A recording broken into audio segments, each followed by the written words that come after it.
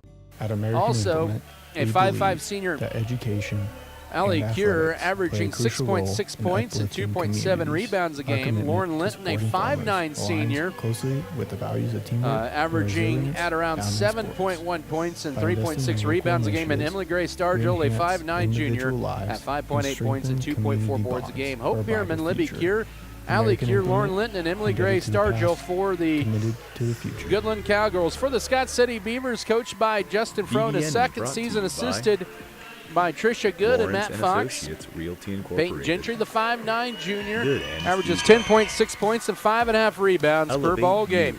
Piper Fox, Lone she is a Tree 6' Farms. senior, the Tabor Blue Jay Barely signee, 2 yards. averaging 13.6 points and 5.8 American rebounds a game. Valeria Great Western Castillo is a Tire and 5'5" Deckmark. senior. She's in the starting lineup Scott for the Community 10th or Foundation. 8th time this year. at 3.7 points and 3.6 rebounds a game.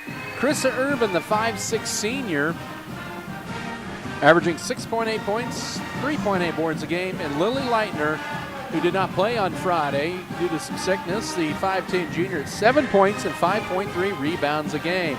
Peyton Gentry, Piper Fox, Valeria Castillo, Krista Irvin,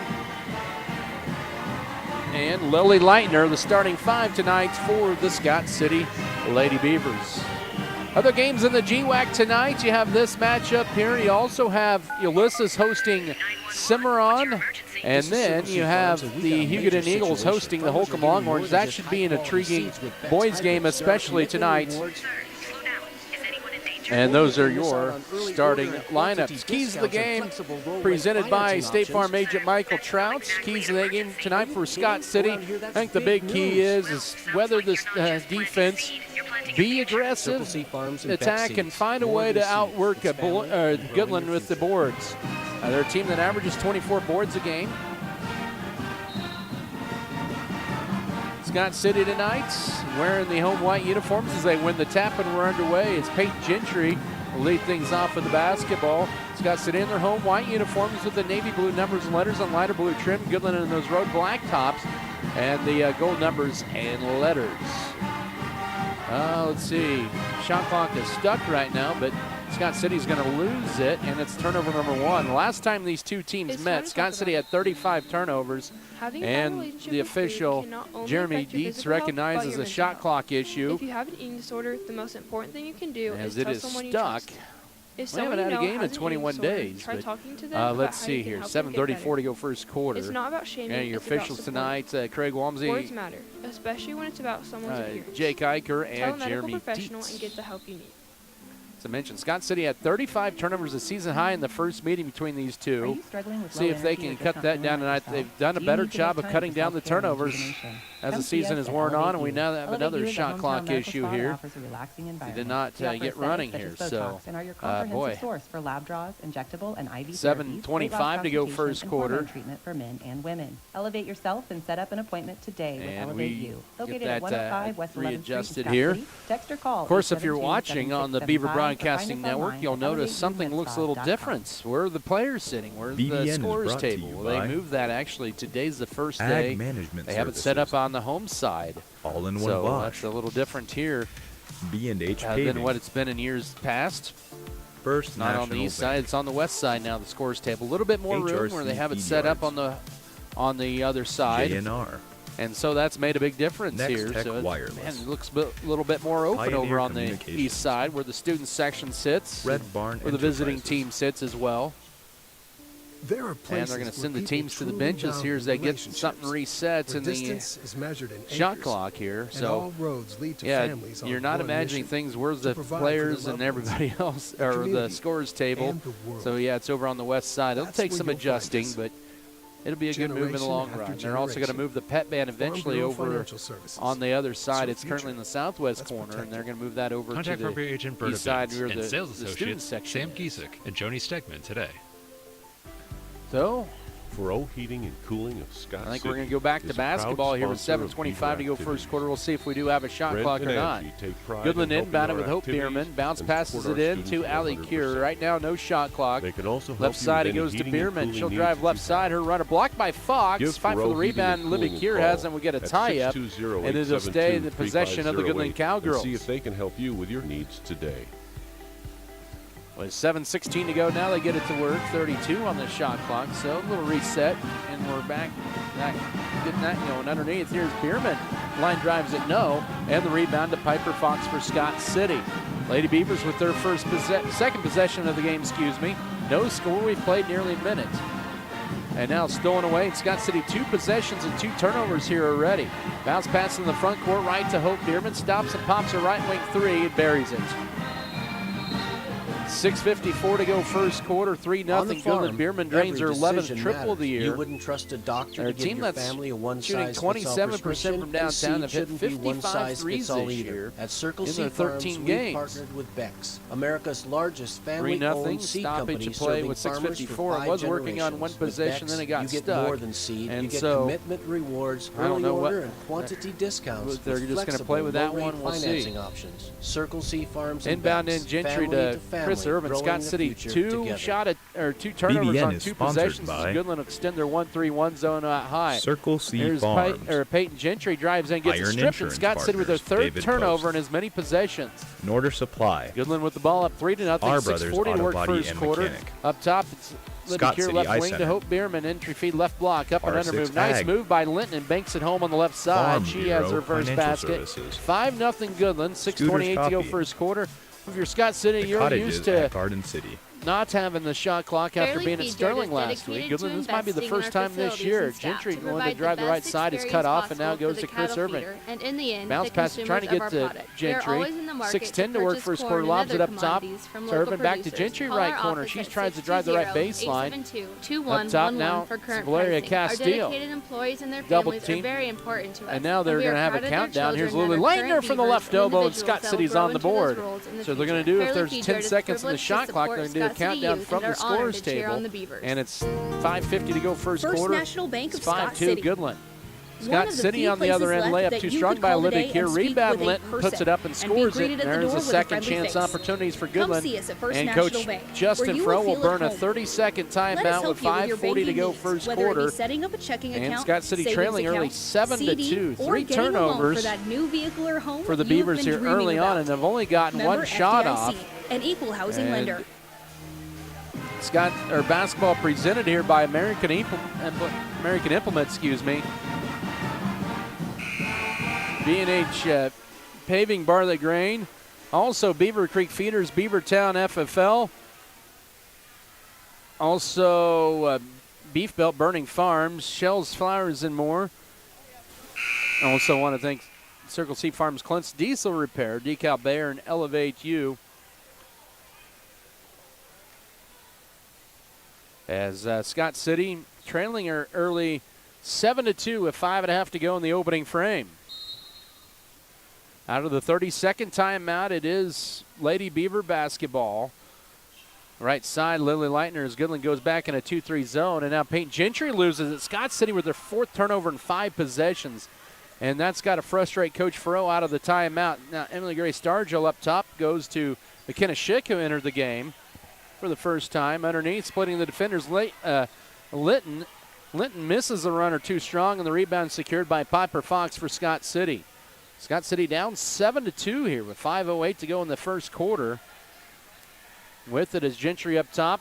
The Fox goes left, and another bad pass, and the 5th turnover for Scott City. Emily Gray Stargell read it, lays it up too strong. Rebound, Stargell's going to get it, but we're going to have a tie-up. It'll be Scott City basketball. And that'll allow Jacelyn Gable, the 5'5 senior, into the game for the first time for Goodland to replace Emily Gray Stargell. Gable had started the first few games for the Cowgirls. She's committed to run at Friends University in Wichita, an AIA school. As Irvin knocks the ball off the leg of Hope Bierman. Clock stops and looks like the shot clock is back working. 27 to shoot, 4:48 to go opening period. 7-2 Scott City down. 5 turnovers make it 6. 6 turnovers in the first 7 possessions here. Hope Bierman with it right side, pulls it back out up top to McKenna Schick, left wing to Jacelyn Gable, entry feed, and Linton had it and then got it poked away in another tie-up. It'll still stay Cowgirl basketball with 22 to shoot. As in is going to be Payson Campbell for the first time. The 5'8 freshman will replace Lily Leitner. With 4:31 to go first quarter, it's 7-2. But, boy, Scott City cannot afford to keep forcing it in. And sometimes, the guards just need to attack and maybe get to the line. Ball deflected. That was a good play there. McKenna Schick picks it up, goes over Piper Fox, misses it left. But Scott City, they're going to say last touch by Goodland. It'll belong to Scott City at the 4:26 mark of the first quarter. Lady Beavers, only 1 shot attempt, and they've hit it. But they have 6 turnovers in their first 7 possessions, trailing the Cowgirls of Goodland 7-2. Up top with it, Chris Irvin, left side. Here's Piper Fox. Drives to her left, puts it up. Through some contact, couldn't get it. Got her own rebound off a deflection. And then she gets tied up. It'll still stay Lady Beaver basketball. Fox has already collected 3 rebounds, all 3 rebounds in this first quarter with 4:10 to go. Now subs in is Libby Cure and also Emily Gray Stargell back in. Lauren Linton and Hope Bierman will exit. Scott City has to take better care of the basketball.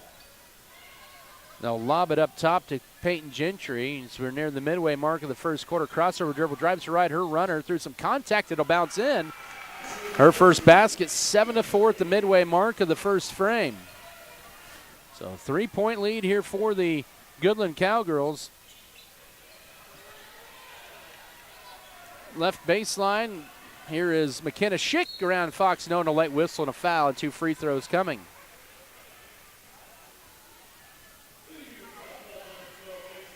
Payson Campbell picks up her first foul. Team foul number 1. Schick, the sophomore, 5'9" at the free throw line, where she's 58%.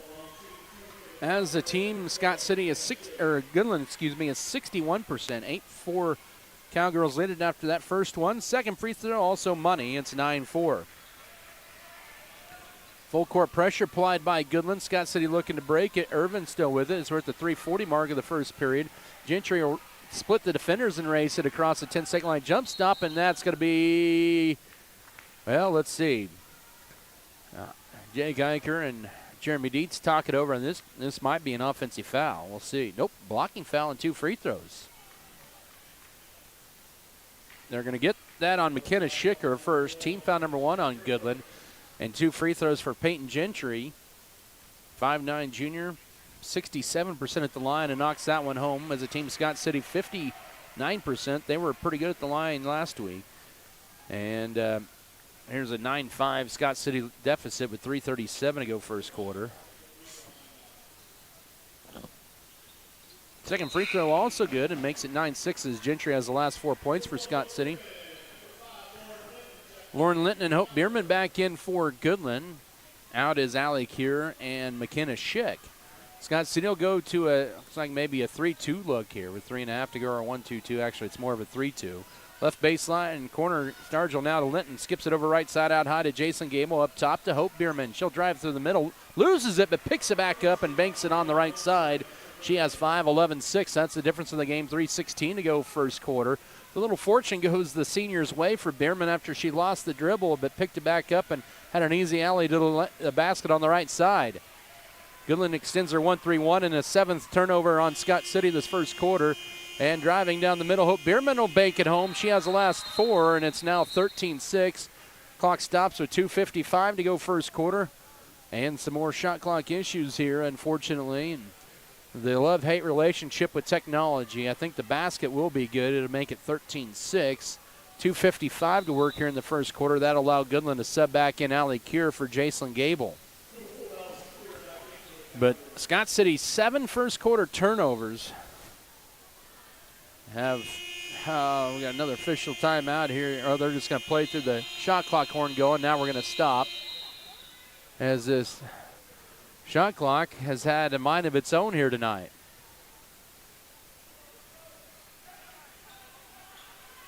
.252 to go first quarter.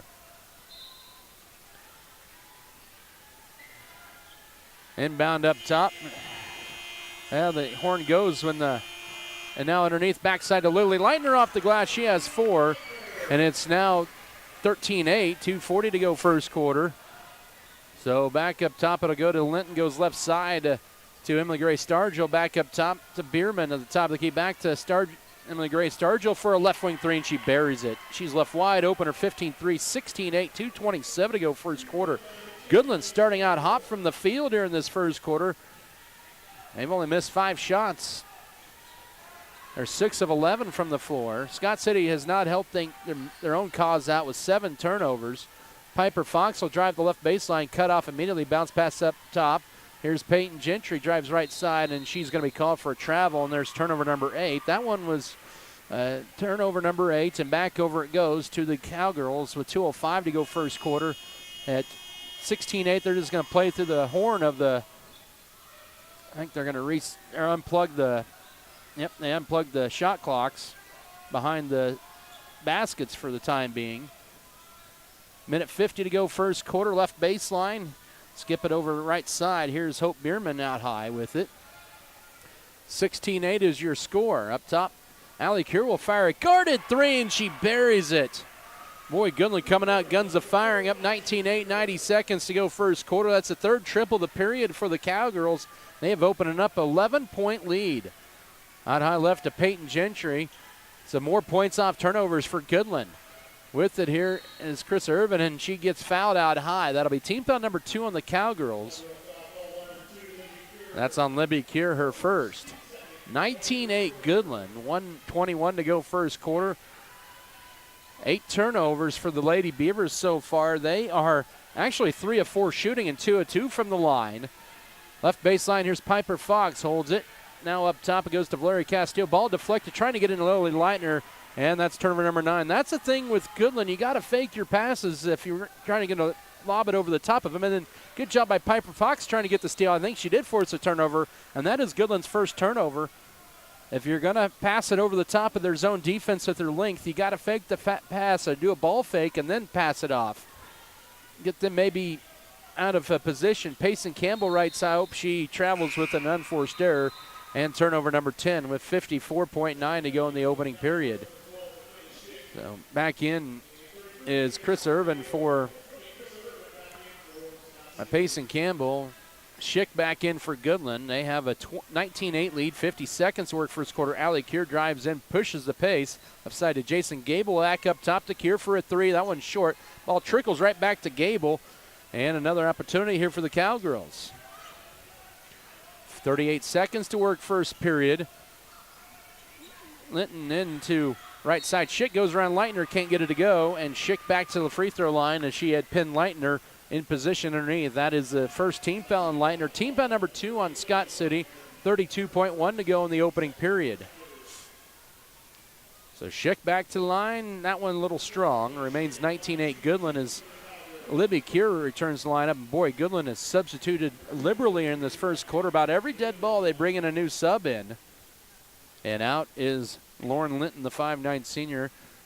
Second free throw for Schick is too strong. She missed them both. Rebound, Fox saves it into play. Her fourth rebound already of the quarter. She has all 4 of Scott City's rebounds. She saved it to Gentry. 20 seconds to work in the first quarter. And that one's going to be last touch by Scott City for turnover number 11. Coach Justin Froh goes a little deeper to the bench to Maggie Heineman, the 5'6 junior, as Emily Gray Stargell back in for the Cowgirls. Out is going to be Peyton Gentry. He's going to get a little bit of a breather and plus the timeout. So 11 first quarter turnovers by Scott City. Not the way they wanted to start it. And Goodland is taking advantage of most of those turnovers here with an 11-point lead. They have the final look at it. And the possession earned their favorite pick and roll that time to Libby Kier. She takes it strong for her first basket. 21-8, 4 seconds to go first quarter as they will barely get it in, and they won't get a shot off with Scott City. They trail it by 13 after 1 at 21-8 here against the Goodland Cowgirls. Back in a minute for the second quarter of play. This is Scott City basketball. At American Implement, we believe that education and athletics play a crucial role in uplifting communities. Our commitment to supporting farmers aligns closely with the values of teamwork and resilience found in sports. By investing in local initiatives, we enhance individual lives and strengthen community bonds for a brighter future. American Implement, indebted to the past, committed to the future. BBN is brought to you by Lawrence & Associates Realty Incorporated, Good Anesthesia, Elevate You, Lone Tree Farms, Fairleigh Feed Yard, American Implement, Great Western Tire and Deck Mart, Scott Community Foundation.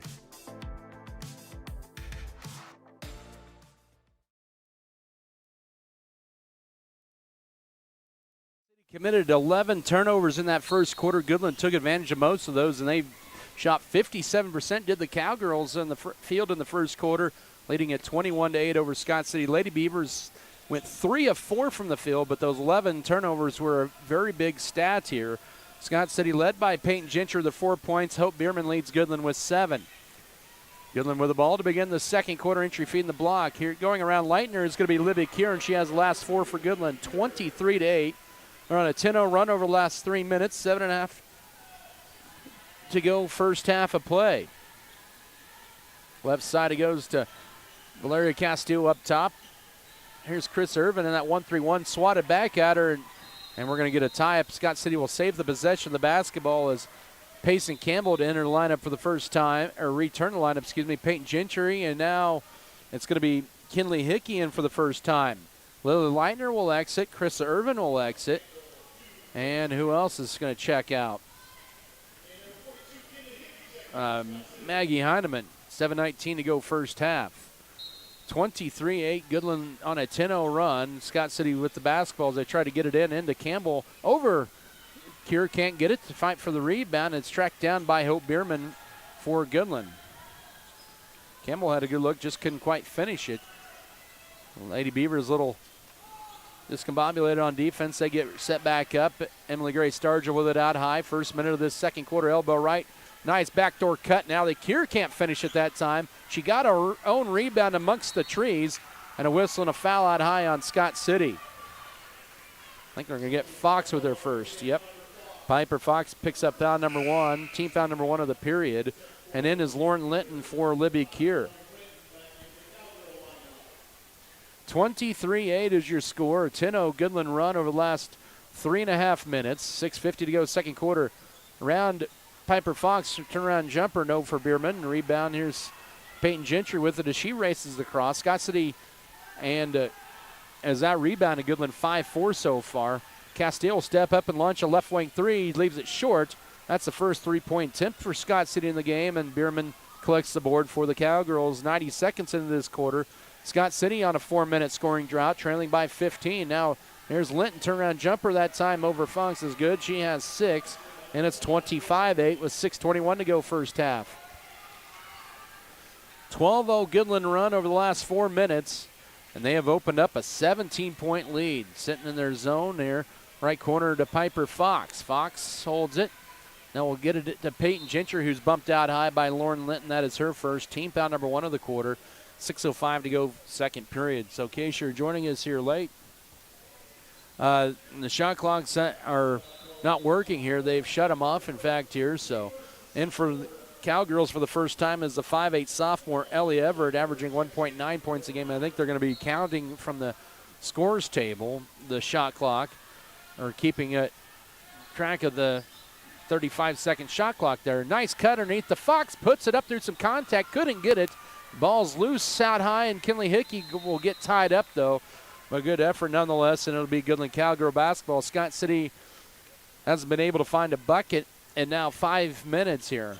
They got it to within 5 of the 2:43 mark of the first quarter on a Lily Leitner basket, but since then it's a 12-0 Goodland Cowgirl run. Back now right wing, here's a Hope Bierman 3 off the heel. Rebound was last touched, I think, by Goodland. Peyton Gentry had it, and then she going down lost it. And then it went off the hands of Ellie Everett. Goodland will apply some man-to-man full-court pressure into Peyton Gentry. Almost stepped out of bounds. Oh, and an unforced error. She was putting it on the floor, dribbled it off her foot, and Scott City commits turnover number 13. 5:36 to go first half. 25-8 Goodland. Inbound in, shot good for McKenna Schick. She has 4, and it's now 27-8, a 14-0 run over the last 5 minutes. Justin Fro's seen enough and calls time. 5:30 to go second quarter. It's Goodland 27 and Scott City 8. Back in a minute. This is Lady Beaver basketball.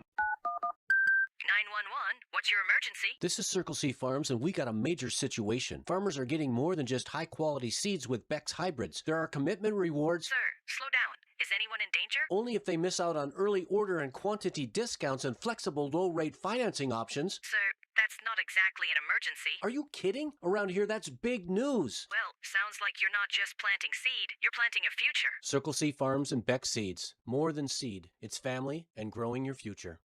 Buy C-Store for details.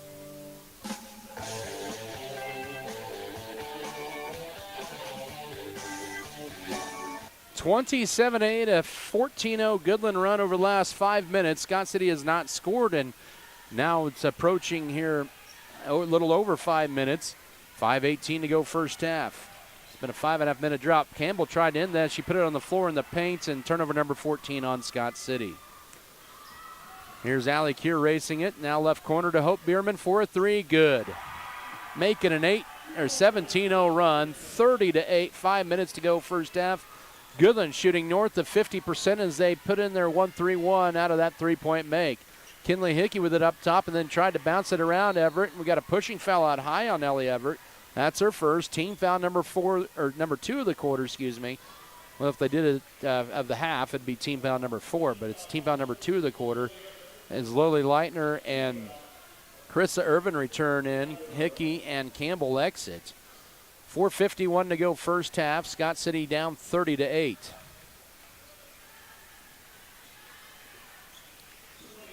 With it up top is Chris Irvin. Now needs help. Finds it over to Valeria Castillo. Bounces it back over to Irvin. Ball kicked out of bounds that time by Bierman out high. 4:40 to go first half. And back in is Emily Gray Stargell and McKenna Schick for Goodland, and exiting will be Ellie Everett as well as Lauren Linton. 30-8, Scott City. 4:40. They're trailing it here, I should say. 4:38 to go first half, and then through the hands of Peyton Gentry, and that's turnover number 15. It continues to pour here against Scott City in this first half. They have not scored in 5 minutes, almost 5.5 minutes. Goodland on a 17-0 run and almost a 20-0 run. That three just a little strong. Peyton Gentry rebounds it for her second board of the night off the Allie Keir missed three. Now Piper Fox will drive in, go right side, and she's fouled. That's a second foul on Libby Keir. Team foul number 3. Fox looking for her first points of the night with 4:14 to go first half.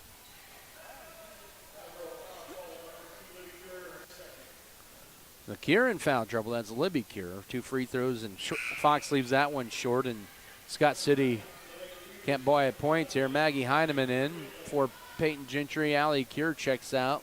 Or correction, Libby Keir checks out. And Lauren Linton, the senior, returns to the lineup, and Fox left him short. Rebound, pinballed around. Leitner wrestles away up top to Castillo. Goes left. Chris Irvin will launch a deep three. Makes it wide right, but right to Valeria Castillo gets the putback. Her first points of the game.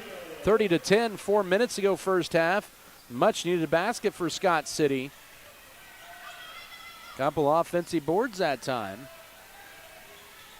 Entry feed the right block. Here's McKenna Schick, and she has it. Makes it 32-10, 3:43 to go first half, and Scott City back down by 22. Right corner to Heineman, now to Lily Leitner, secures it now to Fox, who gets bumped going up, no foul call. Rebound fought for underneath. We're going to get a tie-up, and it'll still stay Scott City's basketball on the possession arrow.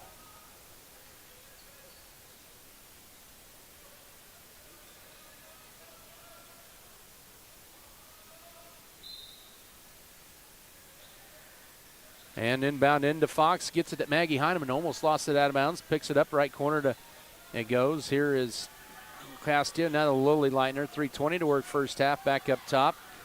Ball deflected and a turnover. Turnover number 16 on Scott City. 3:10 to go second quarter. 32-10 Goodland lead on a 19-2 run over the last 7.5 minutes. Here's a three launched by Keir. A little strong on that one. And that's going to go out of bounds to the Lady Beavers. So Goodland's starting to cool off a little bit from the field.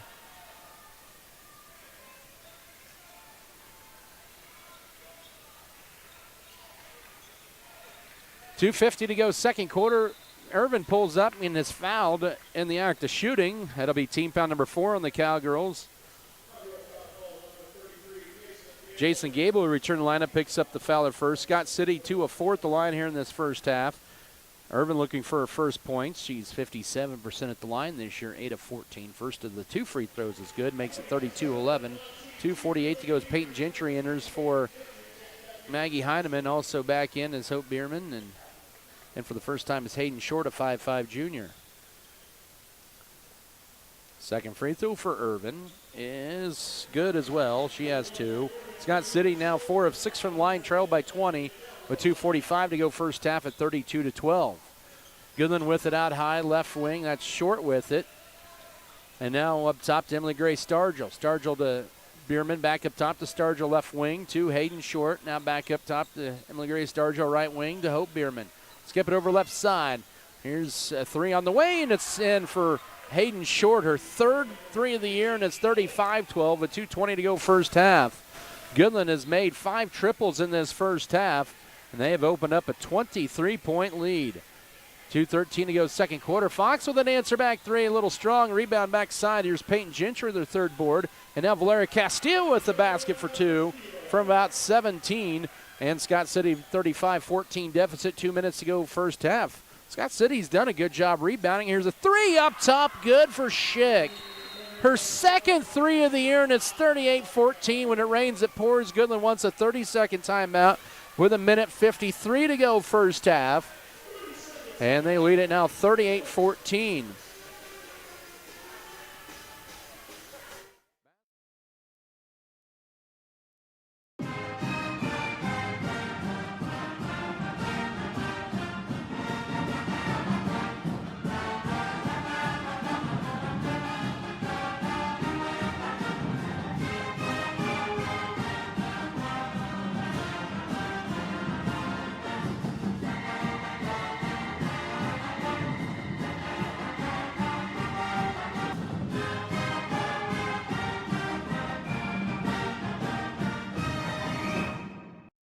Here in the first half. Scott City had a long stretch for scoring, but also 16 turnovers as a big part of the cause here in the first half. With 1:53 to go before halftime, back to the action here.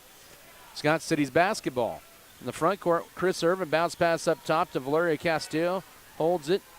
Now here's Irvin left wing, double teamed out high. Peyton Gentry back up top to Irvin. Now trying to get it into Fox, deflected, retrieved though by Valeria Castillo, and now then ripped away, trying to bounce pass it out by Hope Bierman, turnover number 17.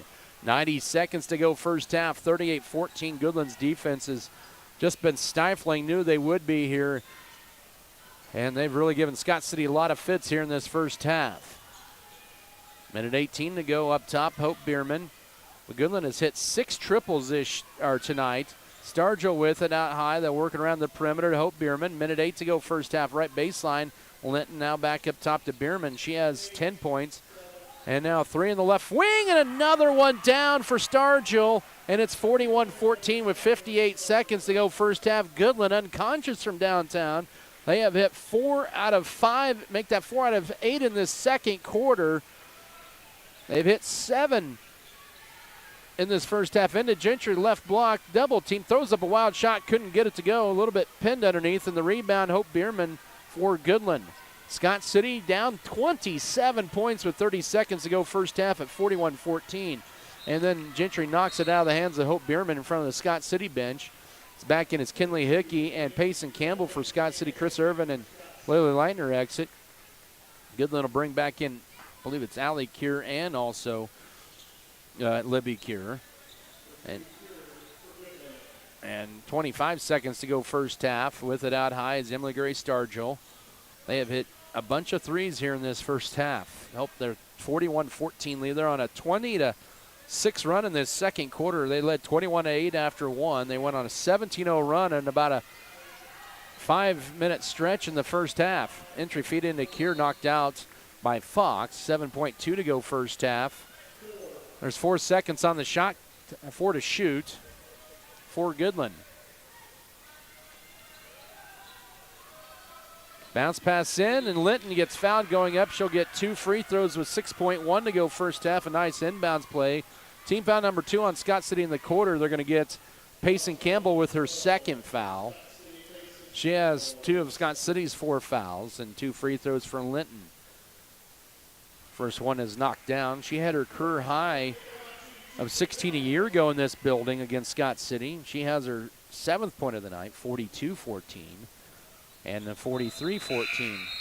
6.1 to go first half. In is Jason Gable. She'll replace Stargell. So Goodland shooting lights out in this first half, picking up from where they left off against Beloit on Saturday. Ball tipped out of bounds. They're going to say last touch by Scott City. That'll be their 19th turnover of the first half. And it's 43-14. Goodland with one more crack at it with 1.3 to go first half. They get it into Libby Kier. Oh, she wanted to shoot the 3, but lost it as it was going up, and that's intermission. A rough first half for the Lady Beavers. Goodland shooting unconscious from downtown, and it is 43-14 Goodland at the break over Scott City. We'll come back in 3 minutes with your halftime show. This is Scott City Beaver basketball.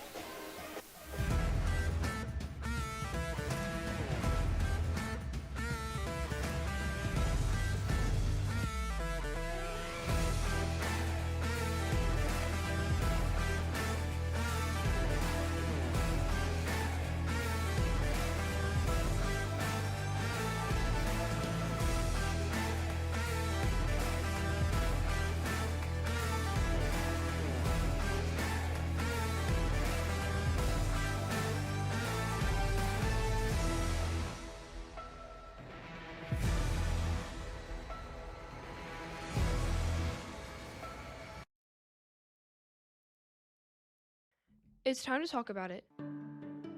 Having a bad relationship with food can not only affect your physical health, but your mental health. If you have an eating disorder, the most important thing you can do is tell someone you trust. If someone you know has an eating disorder, try talking to them about how you can help them get better. It's not about shaming, it's about supporting. Words matter, especially when it's about someone's appearance. Tell a medical professional and get the help you need.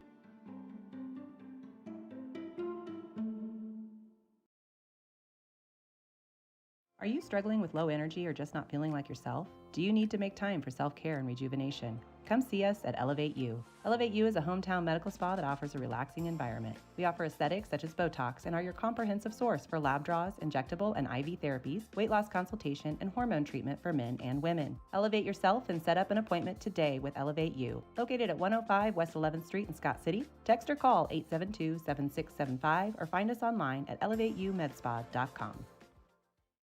BBN is brought to you by Ag Management Services, All-in-One Wash, B&H Paving, First National Bank, HRC Feed Yards, JNR, Next Tech Wireless, Pioneer Communications, Red Barn Enterprises. There are places where people truly value relationships, where distance is measured in acres, and all roads lead to families on one mission: to provide for their loved ones, their community, and the world. That's where you'll find us. Generation after generation. Farm Bureau Financial Services. It's your future. Let's protect it. Contact Farm Bureau agent Berta Benz and sales associates Sam Giesick and Joni Stegman today. Furrow Heating and Cooling of Scott City is a proud sponsor of Beaver activities. Brent and Angie take pride in helping our activities and support our students 100%. They can also help you with any heating and cooling needs that you have. Give Furrow Heating and Cooling a call at 620-872-3508 and see if they can help you with your needs today. Show once again presented here by Precision Ag and Seed. Adam Kadavy with you. Brandon Childers, your student engineer, back in the Mix 94.5 studios. Well, this has been the first half of domination by Goodland. Their defense has forced a lot of 19 or 18 turnovers in the first half. Scott City's really had issues handling their zone defense, and just the confidence and has really hurt the Lady Beavers here in this first half as they trail 43-14.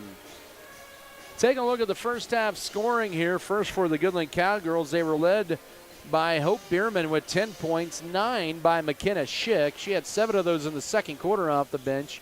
8 for Lauren Linton, 6 on a pair of threes from Emily Gray Stargell, 4 in the first half from Libby Kier and Hayden Short, and Allie Kier added 3 points. The Cowgirls had just 1 turnover the entire first half. That's right, just 1 turnover. That's also helped their cause out. They have 12 first half steals and have 6 rebounds, 6 offensive and 6 defensive. For Scott City, they were led Peyton Gentry, Valeria Castillo, each with 4 points. Also Lily Leitner with 4. And then 2 free throws for Chris Irvin. Lady Beavers had 18 first half turnovers.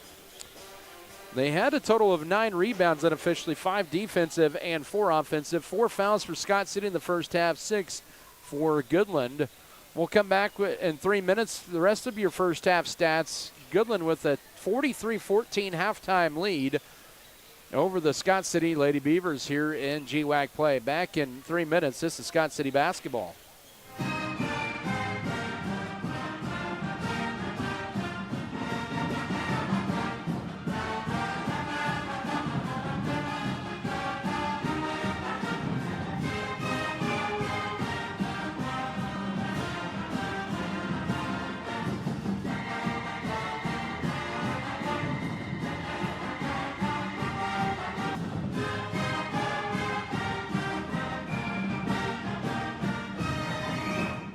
On the farm, every decision matters. You wouldn't trust a doctor to give your family a one-size-fits-all prescription, and seed shouldn't be one-size-fits-all either. At Circle C Farms, we've partnered with Beck's, America's largest family-owned seed company serving farmers for 5 generations. With Beck's, you get more than seed. You get commitment rewards, early order and quantity discounts with flexible, low-rate financing options. Circle C Farms and Beck's, family to family, growing the future together.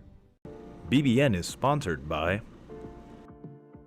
Circle C Farms, Iron Insurance Partners, David Post, Norder Supply, R Brothers Auto Body and Mechanic, Scott City Eye Center, R6 Ag, Farm Bureau Financial Services, Scooters Coffee, The Cottages at Garden City. Fairleigh Feed Yard is dedicated to investing in our facilities and staff to provide the best experience possible for the cattle feeder and, in the end, the consumers of our product. We are always in the market to purchase corn and other commodities from local producers. Call our office at 620-872-2111 for current pricing. Our dedicated employees and their families are very important to us, and we are proud of their children that are current Beavers and individuals that will grow into those roles in the future. Fairleigh Feed Yard is privileged to support Scott City youth and are honored to cheer on the Beavers. First National Bank of Scott City. One of the few places left that you could call today and speak with a person and be greeted at the door with a friendly face. Come see us at First National Bank, where you will feel at home.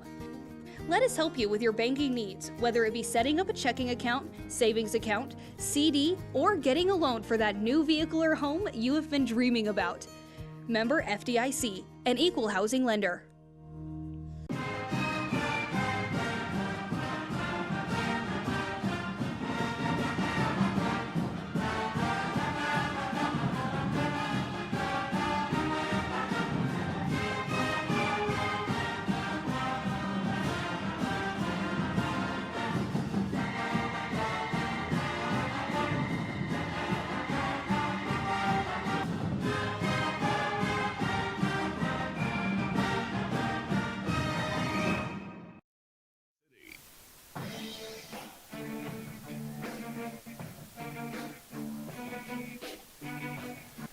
(43-14) your halftime score here. Scott City trailing by 29 at intermission. Taking a look at the first half stats, Goodland shooting about as good as you can here. 63% in the first half unofficially. Goodland shooting 17 of 27 from the floor. They were 7 of 11 on threes, 10 of 16 on twos, and 4 of 6 from the free throw line. Scott City 5 of 12 shooting in the first half. 41%, 0 of 2 on threes, and 5 of 10 from the free throw line, or 5 of 10 from two-point range, excuse me. And from the foul line, they were 4 of 6. Foul trouble for both teams. Libby Kier has 2 for Goodland. for Scott City. Payson Campbell has 2. The Lady Beavers have 2 more games this week. Thursday night they host the Colby Eagles, a makeup game from 2 weeks ago. That'll be here at the Scott Community Event Center, and then the Lady Beavers and Beaver Boys head to Hugoton on Friday to face the Eagles. For Goodland, after tonight, they go to Cimarron on Friday night. They'll wrap up their season series with the Blue Jays and then host Burlington next Tuesday and then Hugoton next Friday. But they're down to 8 games left in their season. Scott City has 10 left, and part of that, the postponements of some games earlier here with, of course, the Hoxie game on the 9th of January. That was postponed to the 9th of February, and the Colby game from the 16th of this month to this Thursday night. It'll be Scott City's basketball to begin the third quarter with Chris Irvin, Peyton Gentry, Valeria Castillo, Piper Fox, and Lily Leitner. Kaylee Felker out of lineup tonight for Scott City. Was injured on Friday in the game with Sterling. Third quarter officially underway. Underneath, here's Lily Leitner lost as Peyton Gentry tried to dump it into her. 19th turnover. Goodland out there to begin this third quarter with Hope Bierman, Libby Kier, Allie Kier, Lauren Linton, and Emily Gray Stargill. And Linton will try her hand at a 3, and she joins the three-point party for the Cowgirls. Are up 46-14, their 8th 3 of the game. She has 11. 7:30 to go, third period. So Goodland extends their lead. Peyton Gentry goes right side. Somehow trickles through the Goodland zone, 46-16. 7:24 to go, third quarter, and Scott City ends that 11-0 Goodland run, and then Goodland turns the ball over for just the second time tonight. Yes, the stars aligning perfectly for the Cowgirls tonight. That's just their second turnover, and Scott City, speaking of turnovers, they commit turnover number 20 as they try to get it a low pass into the block, and Goodland with another steal. Allie Kier doesn't shoot the 3. She was wide open there for a moment after Scott City has now recovered on defense. Going to a man look. Right block to Libby Kier over Piper Fox, and that's going to be a travel. And now Goodland with back-to-back turnovers here with 6:57 to go, third quarter. And it looks like they do have the shot clock back up and operating, so that's a good sign to see. Good old reset. Sometimes we all need a little reset, right? And it's got it, and it's back operating fully here. Skip it over to Krista Irvin. Bounce pass through traffic to Peyton Gentry. Nice throw into Leitner. Couldn't get it. Got her own rebound. Shaw's blocked. Castillo couldn't get it. And into the hands of Lauren Linton for Goodland. So Scott City, a couple of opportunities. Couldn't connect on either one. 6.5 to go, third quarter. Underneath here is Libby Kier, no good. Rebound to Piper Fox, who has her 5th rebound. Scott City down by 30. 6:20 to go, third quarter. Irvin. Right side, here's Peyton Gentry from 16. Crawls off, a rebound to Linton for Goodland. 46-16, 2 minutes into this second half. Goodland with the basketball and entry feed and a foul on Piper Fox, guarding Libby Kier, her second. Team foul number 1 of the third quarter with 6:03 to go here in the third stanza. In is going to be McKenna Schick, who had 9 points in that first half. She'll replace Libby Kier. 6:03 here in the third. Off the inbounds, it's Linton. She has 13, 48-16, 2 minutes into the second half. Goodland extends out their zone defense out high right baseline. Piper Fox tried to get it through traffic, has it saved, and now we'll get it somehow to Chris Irvin. Back up top, here's Valeria Castillo, goes to the top of the key. Now to Chris Irvin, bounce pass right side to Fox. Back up top to Castillo, now kind of everybody on the right half of the court, right side to Fox with 8 to shoot. She'll drive in. Her runner through contact, no, that tipped out by Peyton. Oh, nope, excuse me. They'll say last touch by Goodland. It'll be Scott City's ball. And Payson Campbell in to replace Piper Fox, who's really struggled here tonight from the field. Just 0 of 4, no points, and 0 of 2 at the line. 5:25, a new 35 on the shot clock. Castillo to get it in to Chris Irvin, the future Dodge City Lady Conquistador softball player, then loses it. 21st turnover.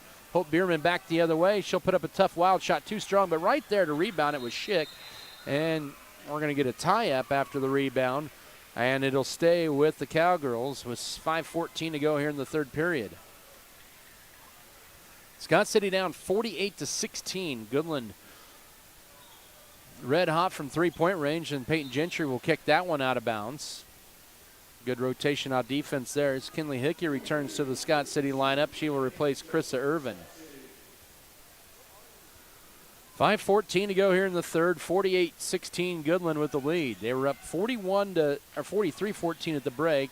Everett in there for Goodland, the 5'8 sophomore who inbounded it. Now it's Hope Bierman, 30 to shoot. Allie Kier now backdoor cut to Bierman, too far in front of her. And Goodland has their fourth turnover, 3 of those here in this third quarter. 5:06 to go, third quarter. It's Goodland 48, Scott City 16. Lady Beavers back with the basketball as they move from right to left. Up top with it here is Goodland in a kind of a 2-3 look. Right wing to Peyton Gentry, up top to Kinley Hickey. Hickey holds it.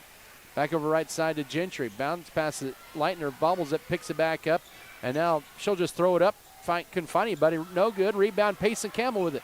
Power dribble, wrap around right into the hands of the Cowgirl, and another turnover. Had the right idea to Campbell, but a little too late on the pass. Left side, runner no, and a foul. Bierman will head to the line to shoot 2. Team foul number 2 on Scott City in this third quarter. With 4:30 to go, the foul charge to Lily Leitner, her second. 2 free throws for Hope Bierman, the 5'7 senior. She's 87% at the line, and she knocks that one down. Goodland 5 of 7 from the line at 49-16. They now lead. Paper Fox in for Lily Leitner, and Cammie Winterland in for the first time with 4.5 to go third quarter. And they'll allow her to check in for Kinley Hickey.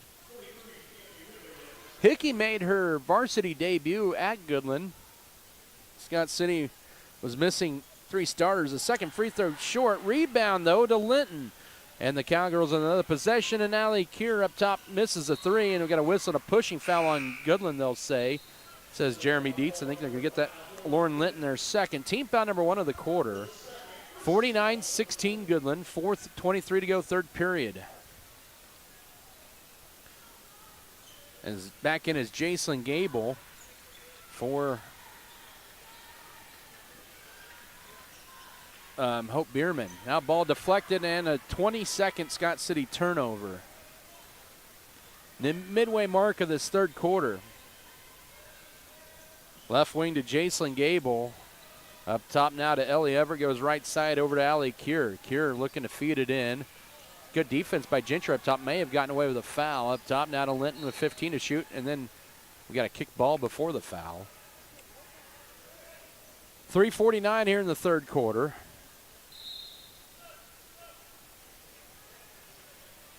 And Kinley Hickey in, Peyton Gentry and Valeria Castillo out. I think Chris Irvin back in for Scott City as well. Allie Kier with it, 33 to shoot. Backdoor cut, deflected out by Scott. Oh, they're going to say last touch by Goodland.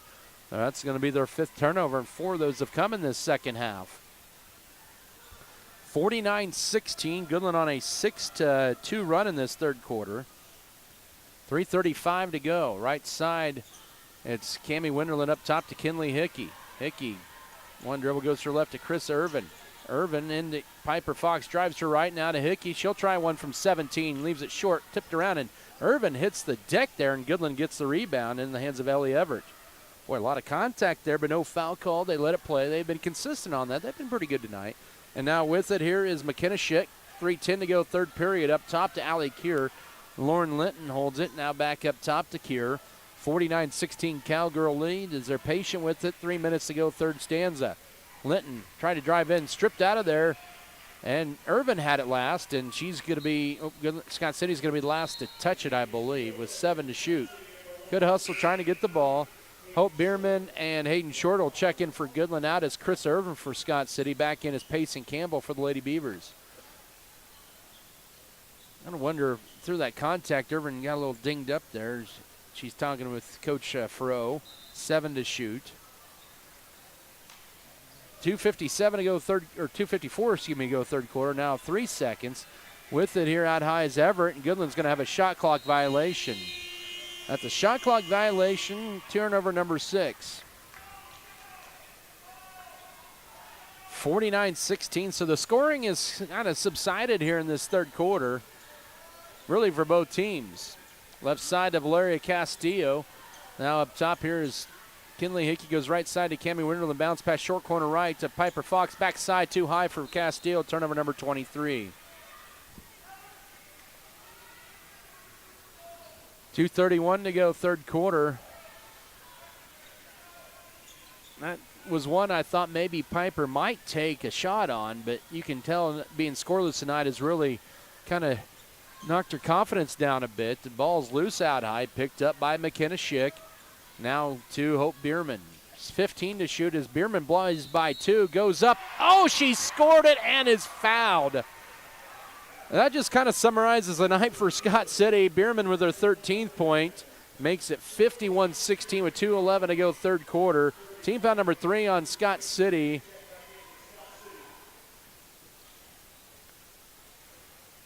As out is Cammie Winterland and Payson Campbell, Lily Leitner, Piper Fox, Peyton Gentry, Valeria Castillo, and Kinley Hickey back in. That free throw is good. I did not see who they got the foul on. It could have been anybody by committee. 52-16, 2 minutes to go, third quarter, as Goodland goes back to their 1-3-1. Hickey to Piper Fox, skips it over high right to Valeria Castillo, now to Hickey. Bounce pass, trickle to Castillo, does a good job going to the ball. Now Piper Fox, she'll drive the left baseline, runs out of real estate, finds Hickey for the right wing, 3, good! Kinley Hickey with her first varsity 3, 52-19, 1:44 to go, third quarter, assist Piper Fox. Scott City's first 3 of the night as well. 100 seconds to go, third quarter. We're likely going to have a running clock in the fourth quarter. Right now at 33, Everett with it, now to Schick. Up top to Hayden Short. Minute 24 to go, third quarter, guarded tightly by Fox. Into Bierman left block, goes around Valeria Castillo, couldn't get it, and Peyton Gentry gets mugged after she picked up her 5th rebound of the evening. Hope Bierman with the foul on her first. Goodland second of the quarter. 76 third quarter seconds left.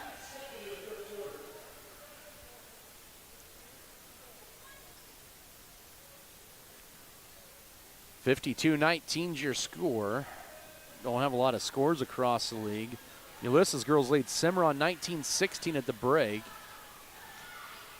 With it now, Piper Fox, final minute of this third quarter hangs. Bank shot right side, too strong, tipped around, and it's Hope Bierman with the rebound for Goodland. Fox remains scoreless here tonight. 50 seconds to go here in the third. 52-19, Linton with it out high, guarded by Leitner. Now up top to Allie Keir. She'll be guarded by the freshman Hickey. Right elbow extended and now driving it. Schick and stolen away by Hickey. Scott City's first steal of the night. Turnover number 7 on Goodland. Lead pass Fox. Will she get on the board? The answer is yes. Scott City with their first run of the night, a 5-0 run, 52-21, 28 seconds, third quarter. Shot clock is turned off. Bounce pass stolen away by, ran out of real estate right in front of the official Jake Anker at half court. A good hustle nonetheless. It'll be Cowgirl ball. Shot clock off, 22.1 to go, third period. Inbound in the front court to Lauren Linton. 52-21 Goodland lead. It's 9-7 run for the Cowgirls in this third quarter. They put up 21 in the first and 22 in the second. 7 seconds, 6 seconds. Allie Keir with it. 5, 4. Hope Bierman up top with 3. Drives to right side. 2 seconds, 1 second. And that's the end of your third quarter. We'll have a continuous clock in the fourth quarter. 52-21 your score. Scott City trailing it by 31. Back in a minute. This is Beaver basketball. Great Western Tire of Scott City is available for tire repair and replacement, oil changes, tire rotation, balancing, alignment, and bulk fuel delivery to keep your equipment going. They also offer 24-hour emergency service calls. Deckmart Furniture and Appliances. At Deckmart, they offer a variety of quality furniture, including sofas, recliners, lift chairs, dining sets, bars, bar stools, mattresses, and more. They carry GE and Speed Queen appliances and are happy to quickly service what they sell with a local repairman. Great Western Tire and Deckmart Furniture and Appliances. Small-time friendliness with big city service and quality. You manage your finances with our quick, secure, and convenient online banking service. Not only can you check your daily account history and spot fraud, you can also set e-alerts that will notify you if your account balance drops below an amount that you have chosen. Send notifications when your statement is available and when your loan payment is due. Don't forget about online bill paying. Check it out at fmbscott.com or come see us at First National Bank of Scott City. Member FDIC and Equal Housing Lender. Mix 94.5 KSKL Scott City, powered by Wheatland. Their members and the community. Fourth quarter underway here. Scott City with the ball. It's going to be a continuous clock, down 52-21. Peyton Gentry throws it up and draws the foul. And 2 free throws coming up here with 7:40 in a running clock, fourth quarter. Peyton Gentry the line. The foul will be on McKenna Schick, her second. Team foul number 1 of the fourth quarter. Scott City trailing 52-21. Gentry, her second trip to the line. She has a team high 7 now. Scott City 5 of 7 from the line. Goodland 6 of 9. It's 52-22. The Lady Beavers have scored the last 6 of the ball game. And the last 7, 52-23. So 8 for Gentry. But Goodland could not miss from downtown here, and the Cowgirls save it into play to Allie Kier back up top to Hope Bierman. Goodland had a run of 17-0 in the first and second quarters and about a 5-minute stretch that really opened this game up. Then they added another 11-0 run late first, second quarter, early third quarter. And bounce pass, nice cut for Bierman. A little too strong, but right there's Linton for the follow. She'll get 2 free throws here after she got the offensive board, her 5th board of the night. And Linton with her matching her season high of 13 points here. With 6:35 to go. The foul charge to Peyton Gentry, her first. Linton's second trip to the line. Hits the free throw. She has a new season high of 14, 53-23. As Cammie Wenderlin, Krista Irvin, and Payson Campbell in. Out is Piper Fox, Valeria Castillo, and Peyton Gentry. Second charity toss, good. And 15 for her. Linton a year ago had 16 in this building against Scott City. That is a career high for her. 54-23, 2 minutes into this fourth quarter. Up top with it is Chris Irvin. Ball deflected, but picked up by Leitner. Now to Irvin. Bounce pass goes right side to Kinley Hickey. Now the right side too high for Cammie Wenderlin and went off her hand. Turnover number 24. Scott City had 19 of those turnovers in the first half. Make that 18 in the first half. And here we go. Goodland back with the basketball. Allie Kier will weave her way into the front court, and she'll just take this one all the way. Bounce pass to Linton for a career high. 2 short. Rebound. Leitner in a reach-in foul on McKenna Schick, her third. Team second of the period. 5:23 in a continuous clock, fourth quarter. Team foul number 2 on the Cowgirls. In fact, Schick has both of their fouls in the fourth quarter. But Goodland is going to win their 12th in a row against Scott City. Since 2021, and another turnover, back-to-back Scott City turnovers here. Under 5 to go, and their 2 highest, that went off the back of Allie Kier, and she was not expecting the pass from Hope Bierman as Goodland brings in a whole new crew of players. Emily Gray Stargell, Hayden Short, Jacelyn Gable, and also in there is Avery Weibel, a 6-foot freshman. Scott City has, let's see, we got a timeout before we go any further for Goodland. And Coach Bill Bierman burning a timeout. It's a full, we'll take it as well. 4:34 to go, fourth quarter. Goodland 54, Scott City 23. Back in a minute. This is Beaver basketball.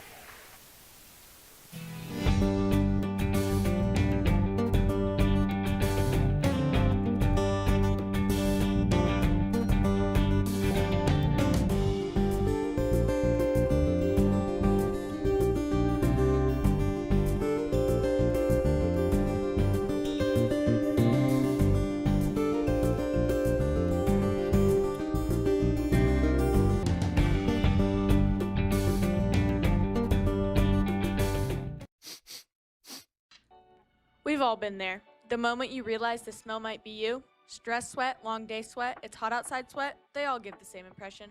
According to the Cleveland Clinic, bathing once a day and applying deodorant consistently goes a long way. Bathing regularly doesn't only help with the smell, but it helps with your confidence and overall well-being. When you bathe, you remove the odor-causing bacteria on your skin. Don't be the smell. Bathe well. Take care of your body odor and use proper hygiene. From someone you trust. Lady Beavers with the ball in the front court out of the timeout, down 54-23 near the midway mark of the fourth quarter. Back to action here. And it goes to Piper Fox. Power dribble goes to her left. Nice move. Goes to right. Puts it up. Won't sneak in, of course. Man, that's just the way it's been tonight for Scott City. 2 free throws coming for the senior Fox. The foul, McKenna Schick, her fourth.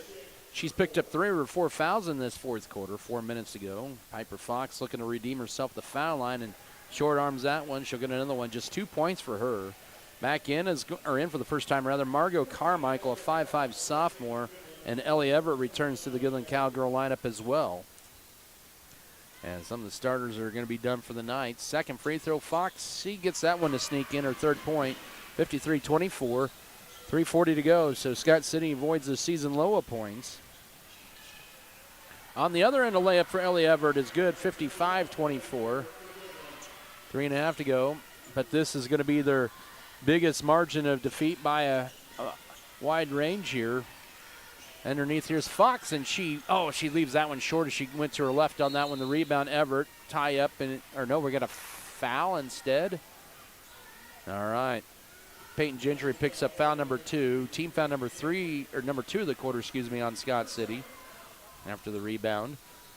3 minutes to go, 56-24, Cowgirls with the lead. They're going to go to 11-5 on the air and remain atop the league standings at 6-1.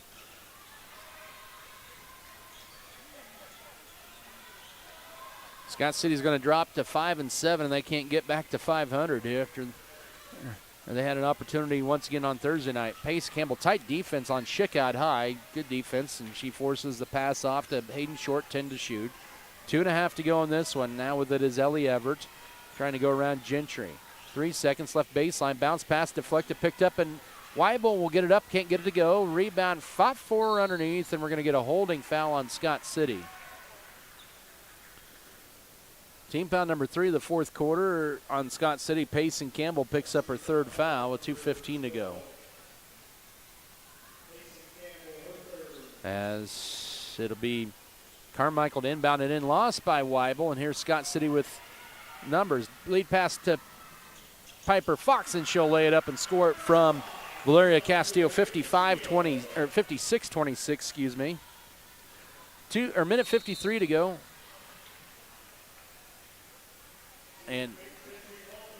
And that's on Peyton Gentry, her third, with 100 seconds to go.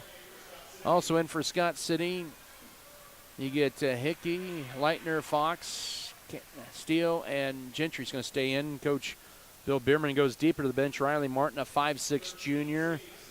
Sadie Cedarstrom in as well. So all 13 that have suited up have checked in for the Cowgirls tonight.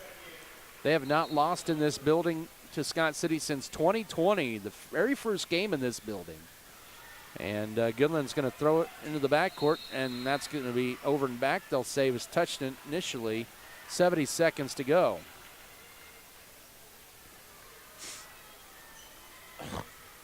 Well, now the officials are going to talk things over. It may stay Goodland's basketball, and it does. I think there's a little bit of confusion that went to the alternate arrow possession. 50 seconds to go. 56-26 your score. Goodland with it in the backcourt. Cedarstrom will take it across, guarded by Hickey. And Gentry will knock the ball out of bounds. That'll just burn some more clock off. 27 to shoot, 35 seconds to go. 30-point Goodland lead. 56-26. It's been a 5-4 margin in this fourth quarter for the Cowgirls. Driving in, ball loose. Picked up by Piper Fox. Turnover on Scott City, their 9th of the night. Fox, Castile turns down the 3. Now goes to Kinley Hickey. Will try a 3, and that's good. She has all of Scott City's 3s. 56-29, 8 seconds to go. So points off turnovers there for the Lady Beavers. Down the floor it goes. Piper Fox intercepts it. 10th Goodland turnover with 2 seconds. 1 second, and Leitner gets fouled, but that doesn't matter. Game over. Scott City falls here tonight, 56-29.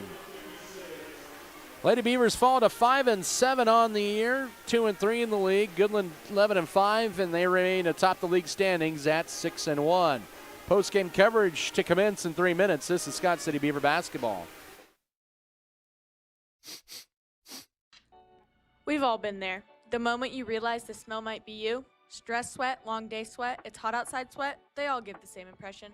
According to the Cleveland Clinic, bathing once a day and applying deodorant consistently goes a long way.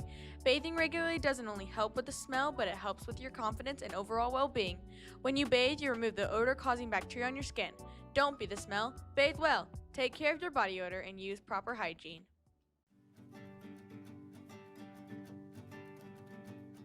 Axis Seed Red Barn is your locally owned and operated Axis Seed independent regional company, using local data to bring you top-performing seed, fertility, and biological products tested and proven to perform right here in western Kansas. Axis Seed, your farm and your future. That's our focus. If you are in the market for a new or used vehicle, check out J&R Car and Truck Center of Scott City.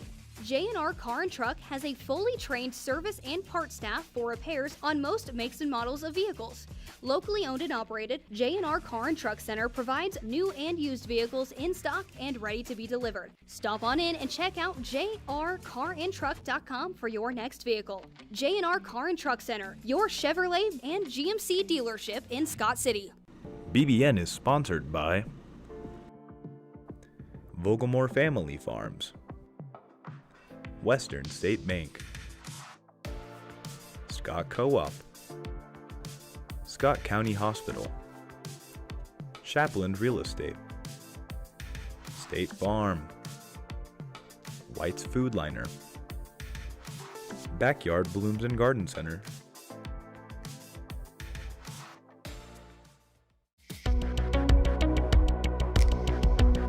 I'm David Post, and I live right here in Scott City. I'm proud to help my neighbors protect their homes, farms, and businesses, because this is my community too. At Iron Insurance Partners, we're here for you on game day and every day, helping you protect what matters most, because your hometown is our hometown. Give us a call or stop by today. NextTech Wireless has been offering superior coverage to Kansans for close to 20 years. My, how things have changed, bringing us to modern technology we trust and depend on. Rain or shine, wind or snow, we'll be there, because we live here too. We're investing in our communities and connecting Kansans. It's not a gimmick, it's our guarantee.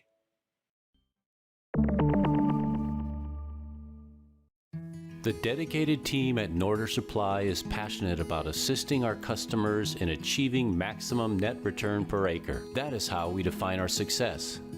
Through unparalleled agronomic advice and best-in-class customer service, you can depend on us to do what is best for your operation. Ask them today about their spot-on service and how it can fill your needs. Norder Supply. Plain talk, exceptional results. 5 on the year.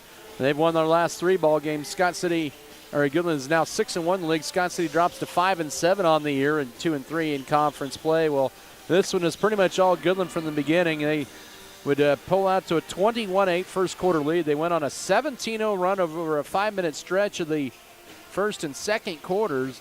Had their lead from 13-8 with 2:24 to go first quarter to the 5-minute mark of the second quarter, 30-8, and the rest was just history. Scott City just could not get anything going. The turnovers piled up in the first half for the Lady Beavers, and Goodland would take advantage of those. Final numbers here unofficially tonight for the Goodland Cowgirls, as they would be led tonight by Hope Bierman with 14 points. Actually, Lauren Linton led him with 15. One off of her career high. 14 for Hope Bierman, 9 for McKenna Schick. She had a run of 7 in a row there in the second quarter. 6 for Emily Gray Stargell on a pair of threes. 4 tonight from Libby Kier. Hayden Short and Allie Kier had a 3-pointer in the game.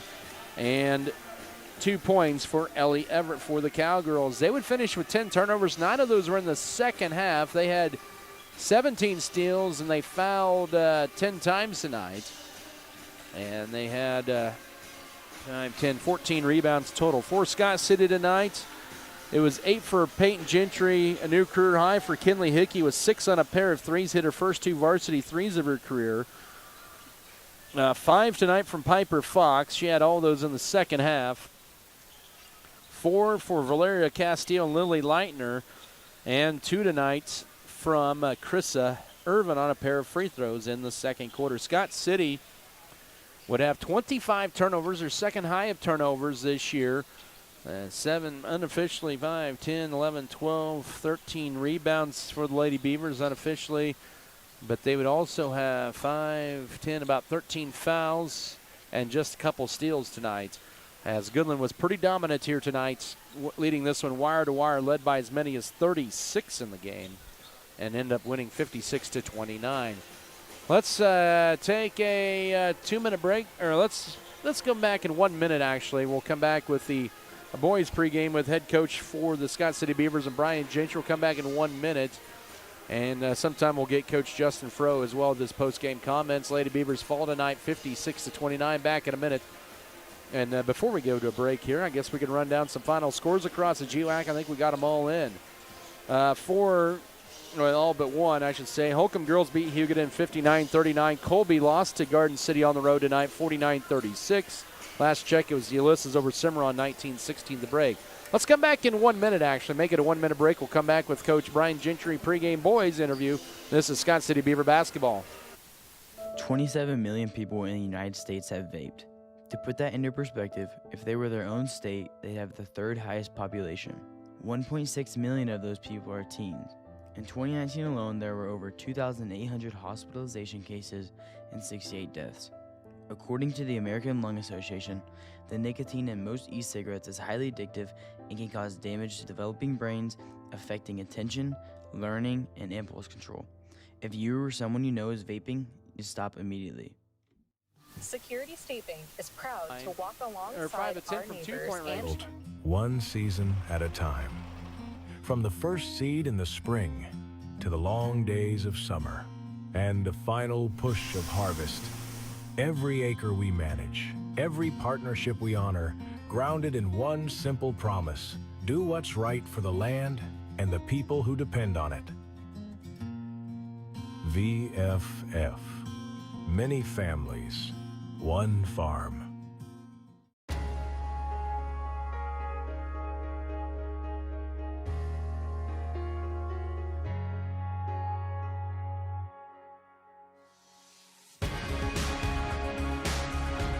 Davey with you on Mix 94.5. Your pregame interview brought to you by Farm Bureau Financial Services with you and Berta Benz in Scott City and Leota. I'm joined here with Coach Brian Gentry here in the pregame. And Coach, thanks for joining me here this evening. Well, a great way to close out the Sterling tournament on Friday. Big 63-28 victory over the Celtics of Hutch Trinity, and kind of a close game early on in the first quarter, but you guys were able to pull away in that second quarter on, and just a great way to kind of close out that tournament in dominating fashion on Friday. Yeah, I think a lot of that game comes down to how, mentally how you take the floor. And we kind of decided early after the Sterling game that, on that Friday we were going to come out and press and run and play as fast as we could, really, just to try to turn up the, the intensity and make sure that we didn't overlook anybody or take that game for granted.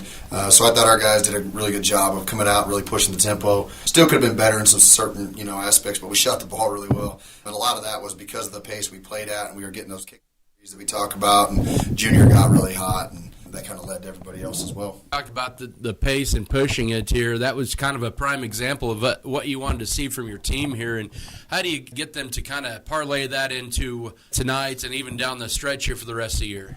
Yeah, we've kind of had the mindset of we don't really want to get stuck in half-court games, and I think we kind of got away from that a little bit. Even in the Sterling game, like, it wasn't a game that we were really looking to push the tempo, but at the same time, I don't know that we can really sit there and try to score on teams with that size and length, consistently in a half-court game. So I think our guys got to get back to really pushing it. With that said, we got to take care of the ball and make sure we're still getting quality shots. Once again, it is Coach Brian Gentry here pregame tonight. It's Goodland round 2. The Cowboys have been struggling here as of late. They dropped all 3 of their games in the orange and black, but a team that's 7-8 on the year and knocked you guys off. It's the first return game of the year for you guys. What do you see with Goodland? Maybe that's a little different from first time around. Braylon kind of leads the show, and then, with number 2, he very physical, gets downhill, gets to the line a lot. Really kind of took it to us that first time we played them. Then they got some length, that they carve out some extra possessions by getting offensive rebounds, which is what they did against us the first time. So we've got to be really good team rebounding-wise. And we've got to stick close to shooters. They've got a couple of them that can really get hot. So we've got to stay, close by and contest everything, and then we got to run. But, kind of looking, for, a couple of home games here in a row. We need to come out and play well in this first one. Big to have kind of that extra day, that Friday to Tuesday, compared to maybe Goodland Saturday to Tuesday? Yeah, given where we were at health-wise last week, I like the Sterling tournament for that reason. Not that reason only, but it is a big reason. Getting that tournament over on Friday and allowing our guys to rest on Saturday and Sunday is a huge advantage to me. So our players, I think they're feeling quite a bit better. And so, looking for all of them to come out and really play well tonight. Should be a good one here. It starts off a big 5-game stretch of league games. Coach Brian Gentry joining me here pregame. Coach, thank you for the time here, and good luck to you guys. All right, thanks, Adam. And once again, those are your comments.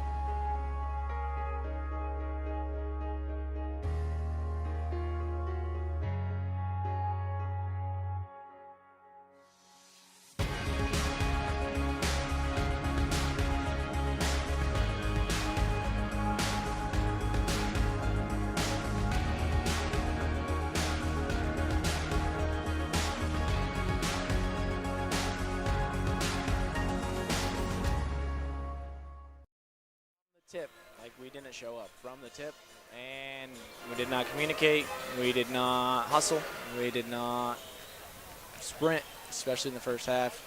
We were very lazy, and we let them have whatever they wanted. So whenever you're going to do that, it's going to be a very, very long night, and that's what it was. So it was nice to see, at least in the second half, we came out and we're trying to put some pressure on them and trying to actually hustle around and move and get in position to make a play. It just feels like for a stretch here once again this year, you guys don't have your full arsenal, and you could definitely tell it was tough not having Kaylee out there, but that could be the case here for a little while here for you guys. But just having kind of a senior out there as well really kind of hurt not having out there as well tonight. Yeah, absolutely. I think that, Kaylee does so much of the unseen truth out there for us. She is our main communicator. She is always in the right spot and is always helping to get everyone in the right spot as well. And when you don't have that person out there directing traffic for you, it's hard to get everyone lined up where they're supposed to be. And I think you saw that there. We were leaving people wide open because we weren't communicating. We had no one talking, so we were not matching up well. We were not fighting around the post down low. We were not three-quarter fronting. We were not doing anything in the fundamentals. We were not pushing them out of lane on the box outs. And a lot of that, it starts from the communication, because you're going to put yourself out of position early, and then from there you're going to have to work from behind, and it's going to be tough to make up that ground, especially with a team like Goodland where they're very fundamentally sound and they're going to do everything 100%, and they're going to do everything very hard and they're going to be very physical. So, if you're not going to do your work early and you're not going to be able to put yourself in position to be in a spot to make a play, then you're not going to be able to make a play, and it's going to get ugly for you. I thought overall at times tonight, I thought your rebounding, was better than it was maybe the first time you guys played Goodland. Yeah, I think so. We had our size back this time, so that helps. But, other than that, in the second half, I thought we rebounded a little bit better. I didn't think that we rebounded well at all in the first half, and I didn't think that we were doing the fundamentals very well in the first half. So, sounds like it's a lot of negative, but, it's okay. We'll come back. We'll get into practice. We'll fix everything that we did wrong today. We'll watch the film, and then we'll have to move on to the next thing. So it's got a short week. We've got 2 games left this week, so got to turn around and be ready to go, because Colby's going to be physical. They're going to play hard every possession, and they're probably going to play a similar style of basketball after watching this film. So we got to be ready to go, and we got to come out and be mentally focused from the tip, because if we're not mentally focused from the tip, very easily we could lose Thursday and lose Friday as well. So we're going to have to fix some things. We're going to have to be ready to go. The nice thing is it's a quicker turnaround than normal here for league play here Tuesday to Thursday. And Coach Justin Froh joining me here post-game. Coach, appreciate the time here, and talk to you later on here this week. Thanks, Adam. All right, once again, comments from Coach Justin Froh. Lady Beavers drop a tough one here tonight, 56-29. We'll come back in 2 minutes and talk about the boys' game coming up here next. This is Scott City Beaver basketball.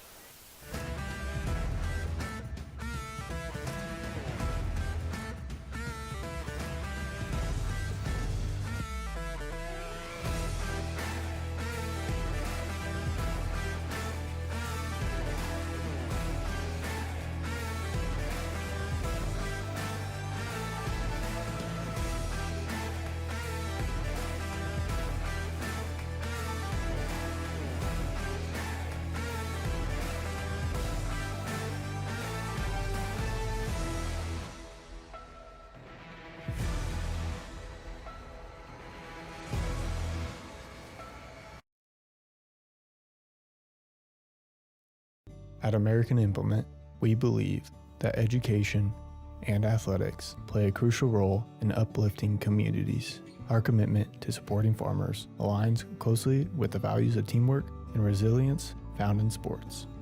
By investing in local initiatives, we enhance individual lives and strengthen community bonds for a brighter future.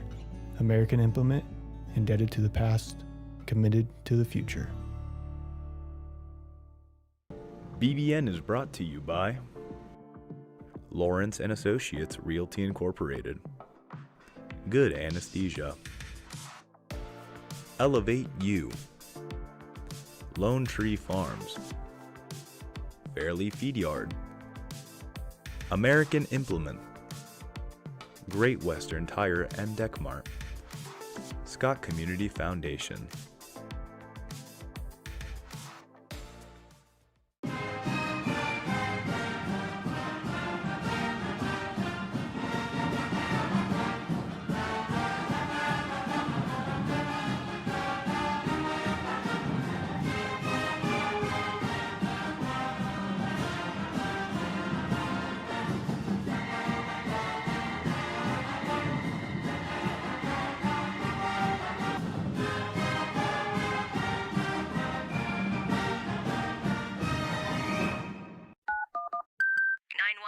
What's your emergency? This is Circle C Farms, and we got a major situation. Farmers are getting more than just high-quality seeds with Beck's hybrids. There are commitment rewards. Sir, slow down. Is anyone in danger? Only if they miss out on early order and quantity discounts and flexible low-rate financing options. Sir, that's not exactly an emergency. Are you kidding? Around here, that's big news. Well, sounds like you're not just planting seed, you're planting a future. Circle C Farms and Beck Seeds. More than seed. It's family and growing your future. Last win for Scott City came 2 years ago here on this court, 57-53, last game of the regular season of 2024. But Goodland comes in struggling a little bit here as of late. They've dropped 3 in a row after winning a triple overtime affair last Monday night over the Ulysses Tigers, 90-82 in triple overtime. They dropped their tournament opener to the eventual Orange and Black tournament champions, Hayes High Indians. And they lost that one 62-28. Then they lost to Stanley Lake, Colorado by a 56-41 margin. And then to the Pine Creek Eagles in the 7th place game on Saturday by the tally of 48-41. But Goodland 7-8 on the year under first-year coach Dawson Raymer, 2018 Goodland High graduates. This year, this team is led by Braylon Mole and Connor Collett. Collett averages 17 points a game. Mole averages 16.6. And then they have Jesus Saucedo that averages 8.5. That's the bulk of their points. And Jackson Miller around 8 points a game. A team that is around 57.7 points a ball game. And 29.5 rebounds. So the team's still putting up some pretty good numbers despite maybe their struggles shooting here, or last week there against a very good Hayes team, a pretty good Stanley Lake team in the Pine Creek Eagles, where the Cowboys were able to hit 50 points in a ball game last week in the Orange and Black, but had that 90-point performance in triple overtime, playing an extra 12 minutes. But no question, you heard it from Coach Gentry in the pregame interview, the offense really kind of runs, starts with the 5'11 senior Braylon Mull, who's got a lot of experience.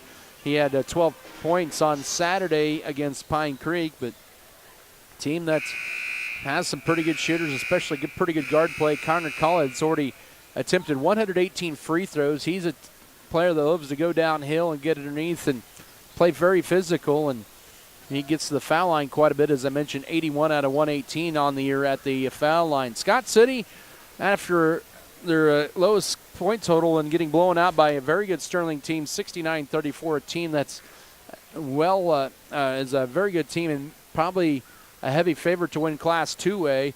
They bounced back and took care of Hutchinson Trinity, a team that struggled a little bit this year. They beat them 63-28 on Friday afternoon to close out play in the Sterling Invitational Tournament.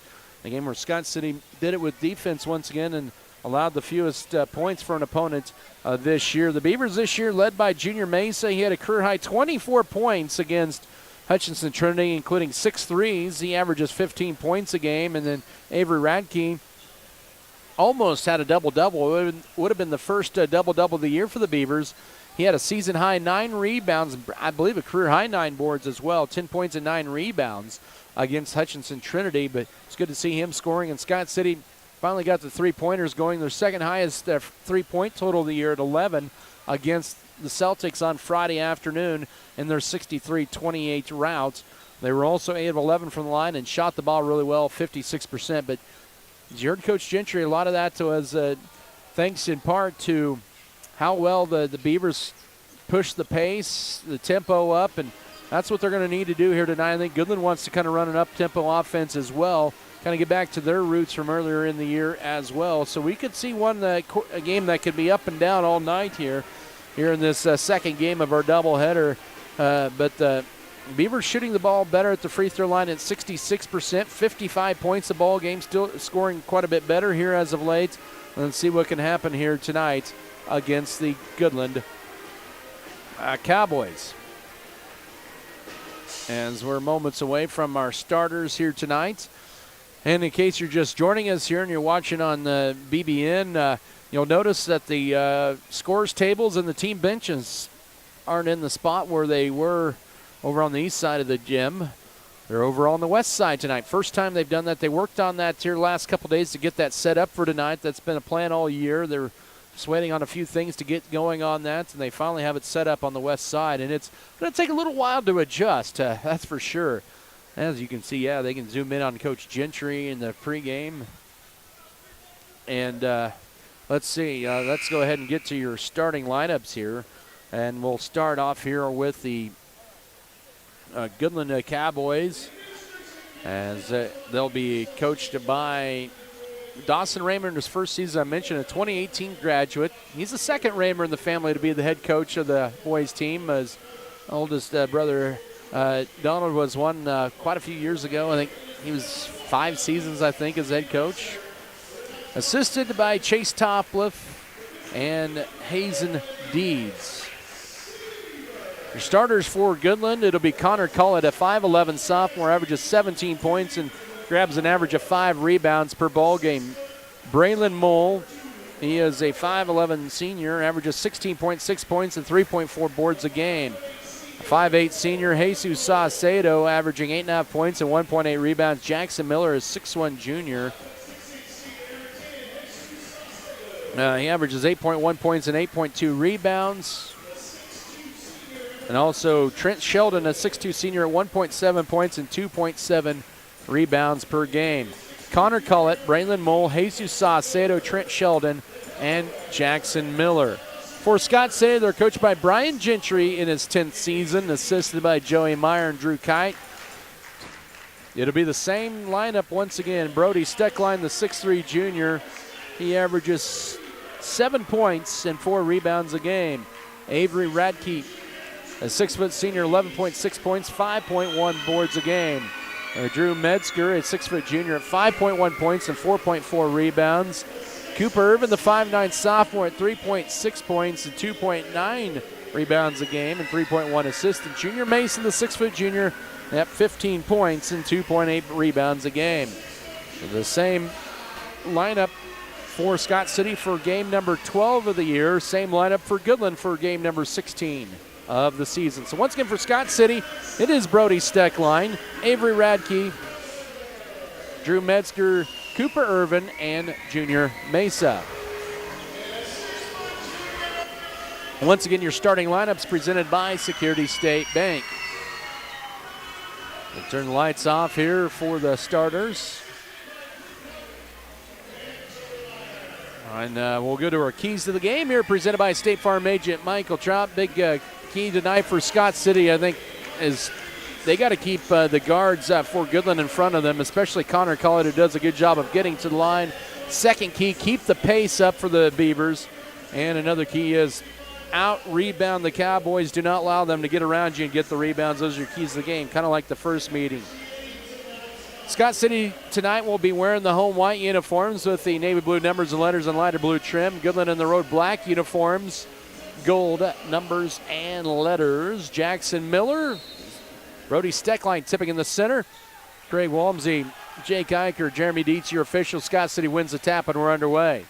Cowboys open up in a man defense. Metzger now high left side into Steckline. Catches it, goes to his left, hangs, bank shot, yes! And it's 2-0 Scott City. 7:43 to go first quarter. The Beavers will apply some full court pressure, 1-2-2, but Goodland will break the full court press. And the Cowboys with the ball for the first time. Brandon Mole up top, goes to his left to Jackson Miller. He had 13 to lead Goodland on Saturday, had one of his better games of the year. Bounce pass up top, or not a bounce pass, but a regular pass up top to Mole, penetrates now to Trent Sheldon. 8 to shoot for the Cowboys. Spin move, here's Collett driving the lane. Shot a block from behind by Metzger, and there's 4 to shoot for the Cowboys. So good defense so far for Scott City. Good recovery by Metzger. Goodland will have 4 to shoot with 7:13 to go in the opening stanza. Saucedo to trigger it in. Still looking. Will lob it, and it's in no man's land, and Scott City gets the steal in an early Cowboy turnover. 2-0 Beavers. We played nearly a minute here in the Scott Community Event Center. Steckline with it as Scott City has a 4-out look right now. Mace out high left, looking to feed it in. Skips it over right side to Cooper Irvin. Guarded by Trent Sheldon. Back up top, and I go to Metzger, 15 to shoot off a screen, right elbow extended for Steckline. He'll drive in. Nice dish underneath Metzger. Pump fake up. Yes, and one. Drew Metzger makes it 4-0 for Scott City with 6:47 to go first quarter. Team foul number 1 and the first foul of the ball game on Goodland belongs to Connor Collett, the 5'11 sophomore. Actually, he's a 6-foot sophomore. Collett with that. Metzger, well, Jake Eicher is going to do double duty. I don't think he gets a paycheck increase, but he's going to wipe some perspiration or whatever's on the court over on the far side. He wipes, or something on the court there, wipes it out of bounds. And he hangs on to the towel and then gives it to Jeremy Dietz. It's like a relay towel toss to Chase Topliff. Metzger at the line, 52% on the year. And it's too strong, and the rebound to Jackson Miller for the Cowboys. Beavers leading it 4-0, 6:40 to work, opening period. Here's Braylon Mole driving in and a whistle. Boy, they get a blocking foul on Scott City as Goodland quickly penetrates. The foul charge to Avery Radke is first. And that'll reset the shot clock. 6:39 to go first quarter. Mole to trigger it in, lobs it out high to Trent Sheldon. Up top to Saucedo, fires a guarded 3 over Cooper Irvin. No, rebound. Steckline will almost wrestle away. It'll be a tie-up. And Goodland will keep possession of the basketball with 6:32 to go in the opening period. 4-0 lead for Scott City to start off. Cowboys looking to trigger it in underneath their own basket. 33 to shoot. They do get underneath, and a shot up and a late whistle and a foul on Brody Steckline, who thought he had separation, but he did not. Team foul number 1 and 2 free throws coming up here for Jackson Miller, where he has struggled at the line this year at 35%. Goodland as a team, 60%. Scott City 66% from the line. And the free throw will bounce in. He has Goodland on the board at 4-1, 89 seconds into the ball game.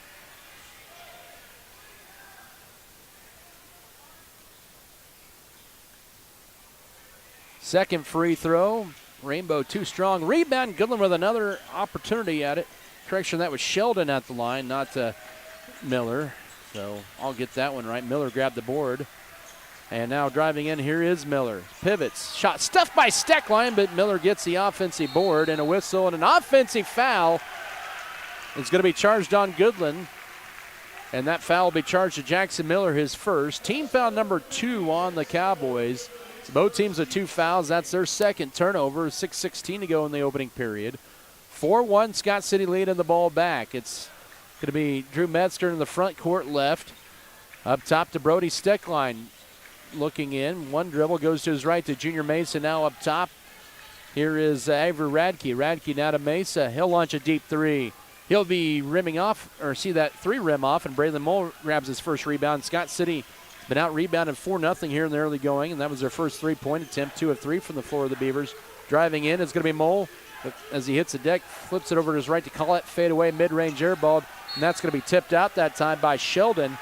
Good defense by Scott City to belong to the Beavers here, up by 3. 5:43 here in the first at 4-1. It's going to take some time to get used to the benches and the scores table over below where we sat here up top. We go right side to Metzger. Cutting is Cooper Irvin. A wide pass, but he's able to reel it in. He backs his way in on Mole. Turnaround, pivots, needs help, finds Radke up top, and Scott City resets with 15 to shoot. High right, it goes over to Cooper Irvin. Irvin off the screen. Here's Steckline from the foul line. Pump fake, drives in, left corner to Metzger. He'll try a 3. That one rims off. A rebound. Junior Mesa grabs it. And a whistle and a foul, and he'll have 2 free throws. Shot clock did not reset on that one. I think that might have been a resettable opportunity, but that's team foul number 3 on Goodland. That's on Trent Sheldon his first. Actually, they're going to say it's a foul on the floor. So no shooting foul for Junior Mesa, but a reset of the shot clock for Scott City. Nice cut, Steckline, power dribble, goes to his left, double team, finds a wide open Drew Metzger, and the assist Steckline. Metzger with 4, 6-1 Beavers, 5 minutes to go first quarter. Scott City getting those high percentage shots here in the first 3 minutes, and they have a 5-point lead as they apply some pressure, but Goodland breaks it, call it. Left baseline to Sheldon. Back up top, it'll go to Braylon Mole, open for 3. Off to the right, rebound tipped around, and Cooper Irvin blocks out Jackson Miller for the board. Here comes Scott City in the front court, up 6-1. 4:38 to go first quarter. Mesa with it up top. Now Irvin goes right with the pass to Radke. Entry feed into Steckline. Nice give to Radke. Pump fakes trying to go up with it. Stuff. Now Mesa will try a left corner 3. That one is nothing but net. Mesa, his 28th triple gives Scott City a 9-1 lead at the 4:18 mark of the first period. That might have been almost an over and back there on call it, but Goodland plays on. Driving in is Mole, hangs, shoots, rims in and out, rebound Sheldon, and a whistle and a foul on the floor, they'll say. Team foul number 3 on the Beavers. Cooper Irvin with his first. Goodland will sub in Carter Yost, a 5'9 junior, also Joseph Von Lintel, a 6'5 junior, and Caleb Williams, a 5'11 junior. That's 3 exit. 9-1 Scott City, and Goodland almost throws it away, but Collett tracks it down near the midway mark of this first quarter. Caleb Williams with it up top. Collett loses it. Turnover number 3, almost turnover number 3, excuse me. But Goodland does retrieve it. Kind of unorthodox there, but Goodland keeps possession. 20 to shoot with it as Mole up top. He'll drive right down the middle. He uses up his dribble in the paint, leaves the jumper short. Rebound saved that time by Collett to Mole. And now driving in a floater in the paint, and Goodland has their first field goal. Mole has it. They save the possession, 9-3, 3:35 to go here in the first quarter. That ends the Scott City little 5-0 run. Irvin in the paint, pivots, kicks it out high to Radke. Wanted to take the 3, but quickly guarded by Collett. And Scott City pulls it back out with 20 to shoot. Up top, Brody Steckline. Out high, man in the defense. Mesa drives in, gets it stripped, and Scott City with the first turnover. Good defense that time by Yost. The ball knocked out of bounds. Scott City brings in the first 2 subs. Ethan Froh, a 6'1 junior. And Reed Felker, a 6' junior. Mickey Gossman out of the lineup for a 3rd straight game. It's Brody Steckline and Drew Metzger exit with 3:15 here in the first. 9-3 Scott City lead. Goodland with the basketball in the backcourt. Braylon Mole, Caleb Williams, back to Mole, still in the backcourt. In the front court right now it goes to Carter Yost. Mole have it guarded by Froh. Now switch off, Felker guarding him. Now they switch back. Flips it to his left to Williams, who takes it up top. Von Lintel back to Williams. 8 to shoot. Right wing. Good defense out high on Collett. He'll drive in, lob underneath to the right block to Von Lintel, and Goodland will not get a shot up, and that's a shot clock violation. Turnover number 4 on the Cowboys with 2:41 to go, first quarter of play. Now you wonder if you watch it and you see the clock hit 0, well, you still got tenths of a second to get a shot up get a shot off before it hits the entire 0 and the horn goes off. It's kind of like that play clock in football to delay a game. Entry feed into Felker's deflected out. You get that tenths of a second that don't show up on the shot clock to get the ball snapped in football or get the shot off in basketball. Irvin inbound at 21 to shoot for Scott City off the screen, right corner to Junior Mesa. 9-3 Scott City advantage, 2:20 to go first quarter. The Beavers on a 2-minute drought.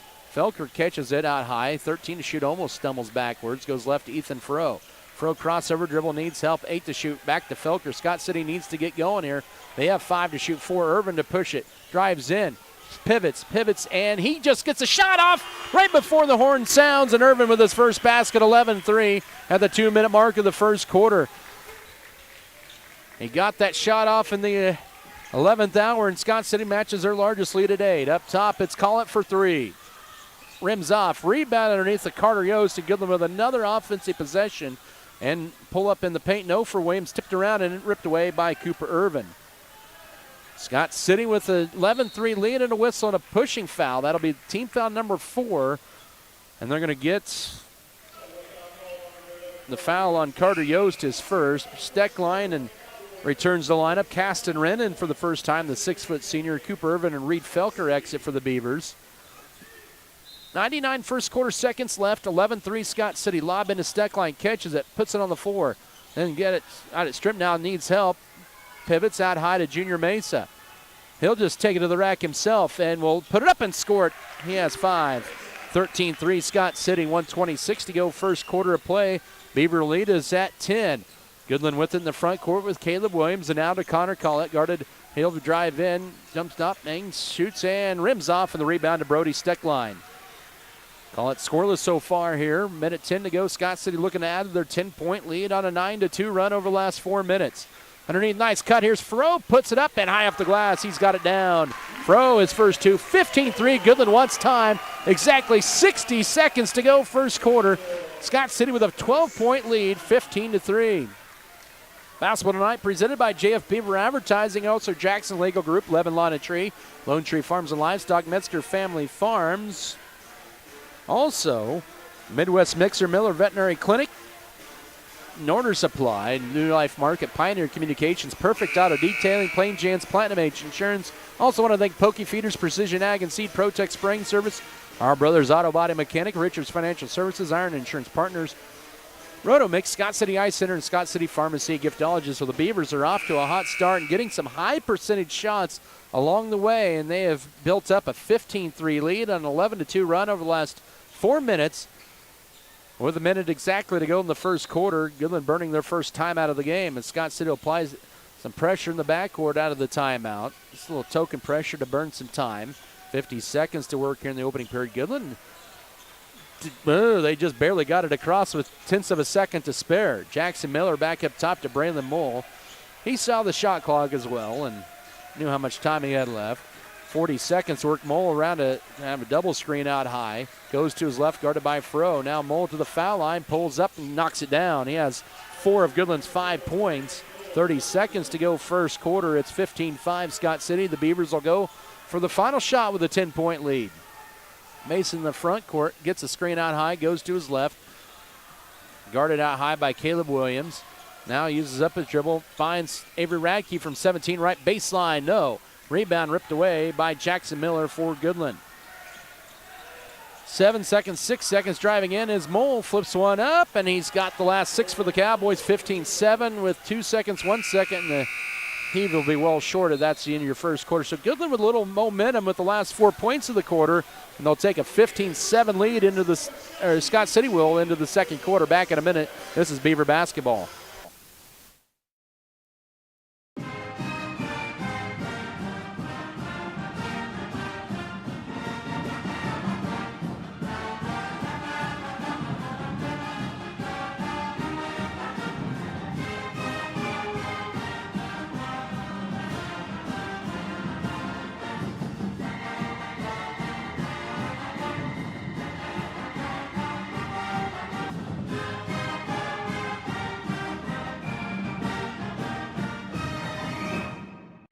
It's time to talk about it.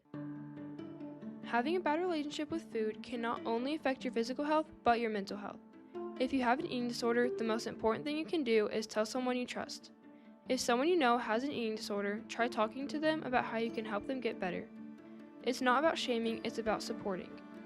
Words matter, especially when it's about someone's appearance. Tell a medical professional and get the help you need.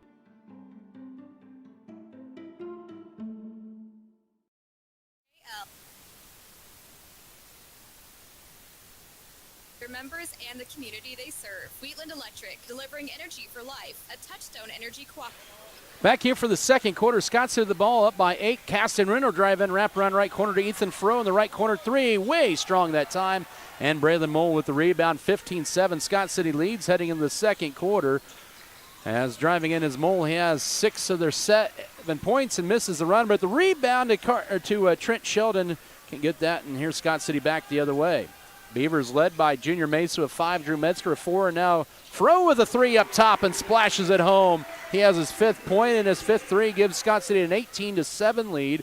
7:17 to go here in the first half. That was it off of Goodland's 5th turnover. The Cowboys within the front court now. Here's Connor Collett, drives in, and he gets the ball knocked off his leg. Good defense, turnover number 6 on Scott City. Cooper Irvin and Drew Metzger return to the lineup. And that'll be Ethan Furrow. Also, Caston Wren exits. Scott City with Brody Steckline, Avery Radke, Drew Metzger, Junior Mesa, and Cooper Irvin. The Cowboys have Jesus Saucedo, Braylon Mole, Connor Collett. They're starting 5 out there as well. Jackson Miller and Sheldon in there. Spin move by Irvin. Pivots. Oh, he's going to travel with it. Scott City will commit, I think, their first turnover I have. Actually, it's a second turnover, excuse me. 6:51 to go second quarter, 18-7. Scott City lead, Goodland basketball. Backcourt with it. The Cowboys still with it. They do get it to Jackson Miller. Now feeds it front court right to Braylon Mole.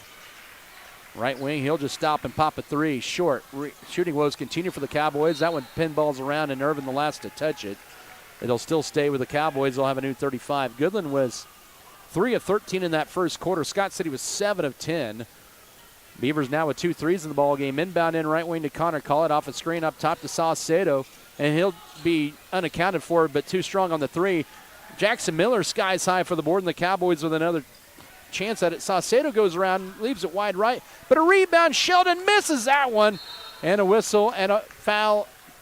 And Goodland is out rebounding Scott City by about a 2-1 margin. That foul was on Jesus Saucedo, his first. Team foul number 1 of the period. Scott City finally got the rebound out of all that. With 6:19 to go first half, 18-7 Beaver lead in the ball back as they walk it left to right with Junior Mesa as we see it here in Scott City. They'll go to his left. Goodland in a 1-3-1 look on defense. Cooper Irvin holds it. Bounce pass back to Steckline. Goes to his left to Mesa, left wide open for a corner 3. You betcha. Junior Mesa with 2 threes and 8 points is 21-7. 5:57 to go first half. The Beavers have hit 3 triples in this first half of play. Ball deflected to Metzger with a steal. Turnover number 7 on Goodland. Metzger's layup is good. He has 6. It's 23-7. Goodland wants another timeout. An 8-0 run to begin the second quarter for the Beavers. And Goodland burns their second 30-second break with 5:43 to go first half. Basketball presented by the Scott Community Foundation, Scott County Abstract and Title Company, Scott Cooperative Association, Scott County Hospital, Scott County Records, Scott Pro, Security State Bank, Sharp Shooting Supplies, Spencer Pest Control, State Farm Insurance, and Stevens Veterinary Services. 23-7 now. Scott City with a 16-point lead on an 8-0 run to begin this second quarter. But their shooting continues to be hot, and part of that is they're getting shots right around the basket as well. That helps as well. They've hit 3 of their first 5 of this second quarter. Make that 3 of their first 4 of this second quarter. And Goodland is 0 for 3. They have a couple of turnovers in the process. 5:38 to go first half in the front court with it now is Saucedo back up top. It'll go to Braylon Mole, the senior, guarded by Cooper Irvin. Wanting a screen. Goodland has a double screen set up top. And now Mole just fired the three. He has 6 of their 7 points, but Goodland with another offensive board. Jackson Miller, and he drives in and, ooh.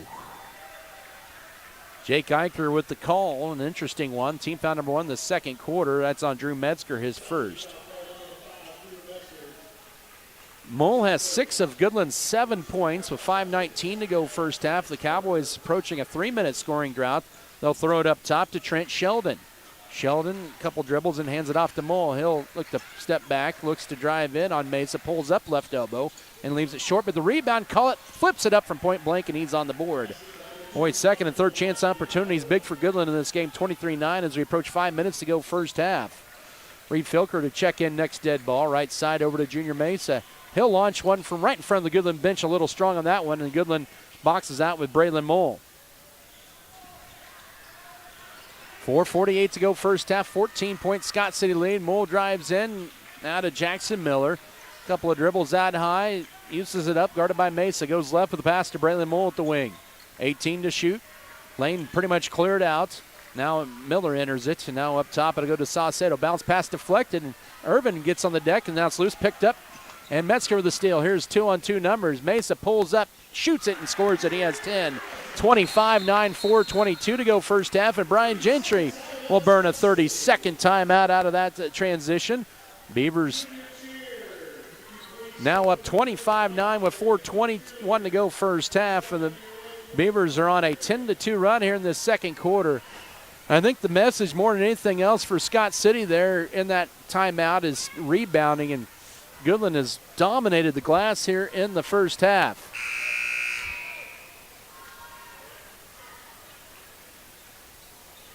(25-9) Scott City. Mesa leading all scorers with 10 here in the first half, with 4:21 to go in the second quarter. It'll be Cowboy basketball out of the timeout.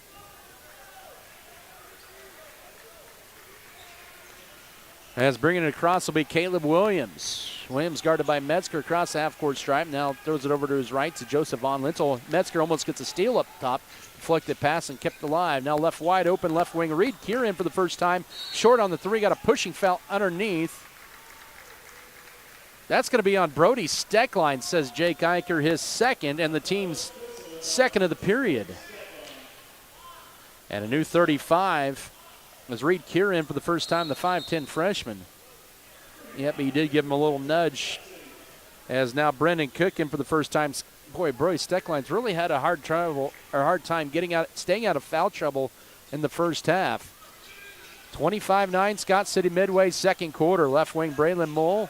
Now good help defense, Cook, and now Mole guarded by Metzger trying to drive in. Slips, loses footing, and Cook right there to steal it. Here's Scott City in the front court with it with Cooper Irvin. 3:45 to go first half, up 16. Matches the largest lead of the game. Metzger out high, guarded by Jackson Miller, now to Cook. Cook passes the left side. 15 to shoot. Here's Metzger penetrating, goes right corner to Junior Mesa, ready to shoot the three. Pump fakes, drives in right side of the block, cut off, and now finds Reed Felker. Felker with 10 to shoot, back up top to Mesa, and a whistle, and we're going to get a 3-second lane violation. And turnover number 3 on Scott City. Yep, you can't put the 10 up and get ready for a campfire in the lane. As 3 seconds in the lane there. I'll call it on the Beavers. 3:20 to go first half.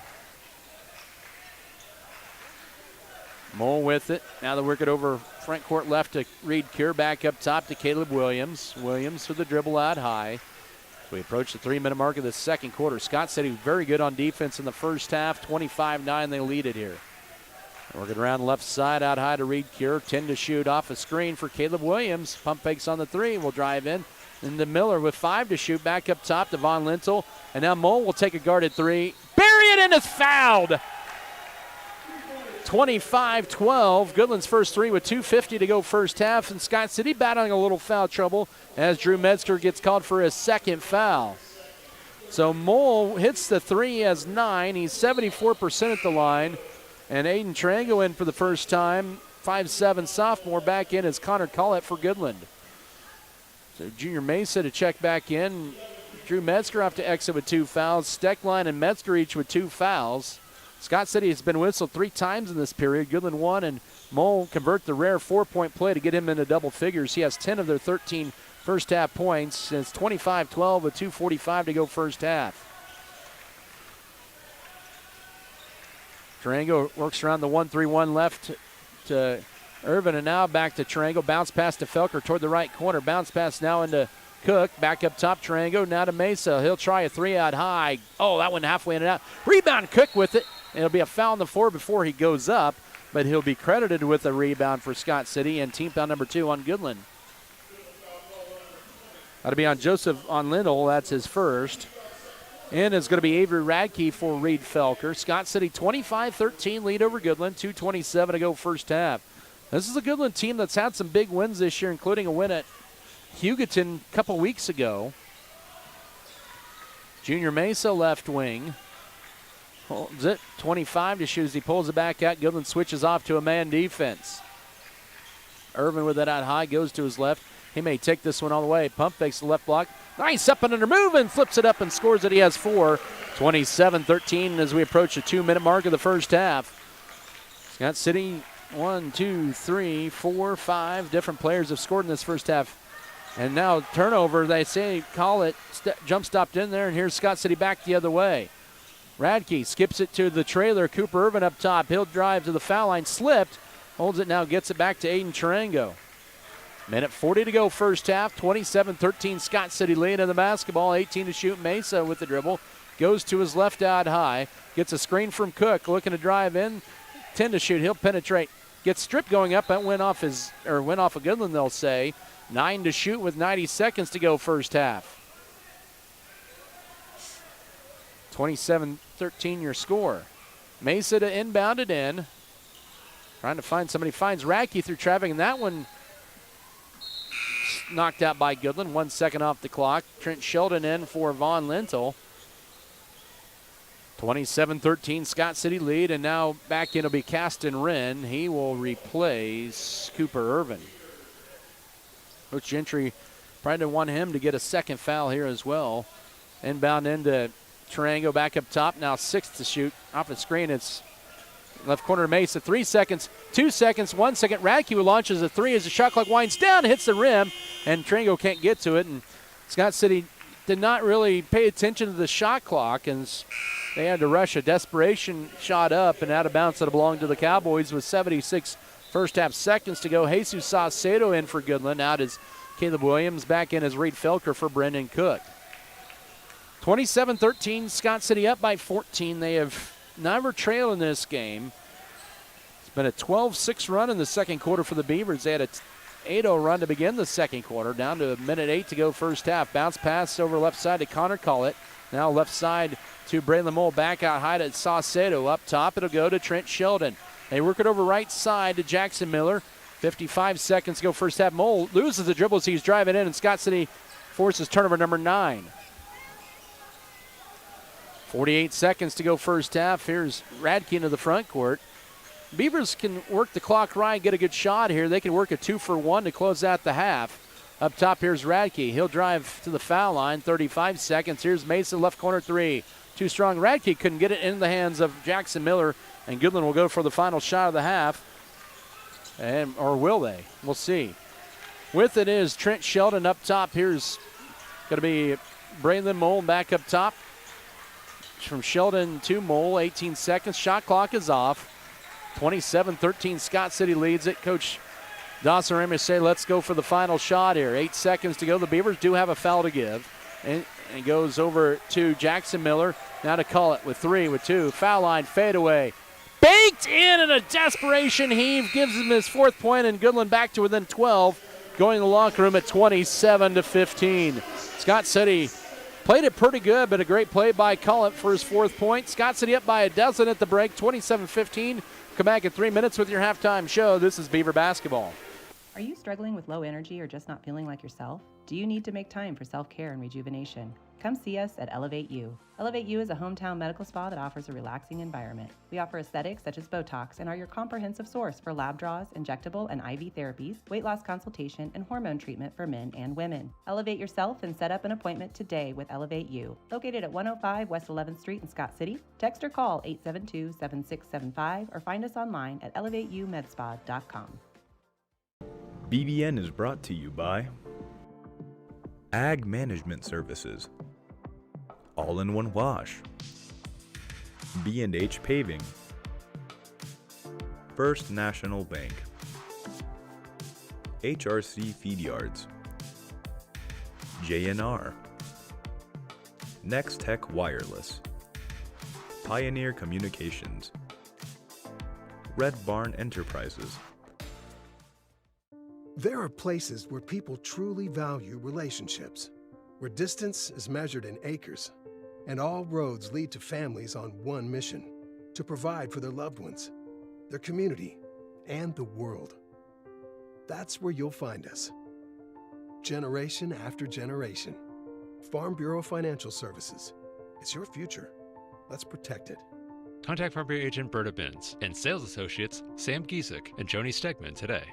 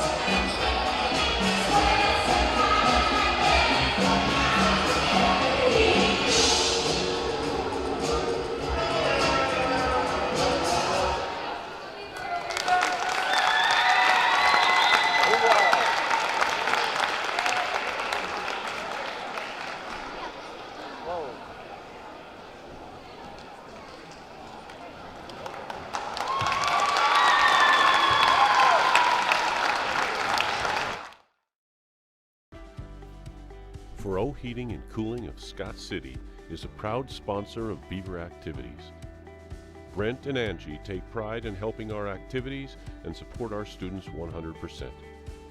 They can also help you with any heating and cooling needs that you have. Give Furrow Heating and Cooling a call at 620-872-3508 and see if they can help you with your needs today.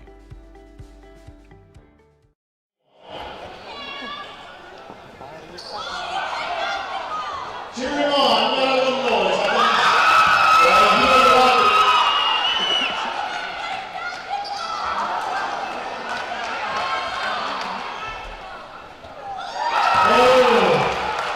$50. Oh my God. Close. Nobody's seen that. Don't worry about it.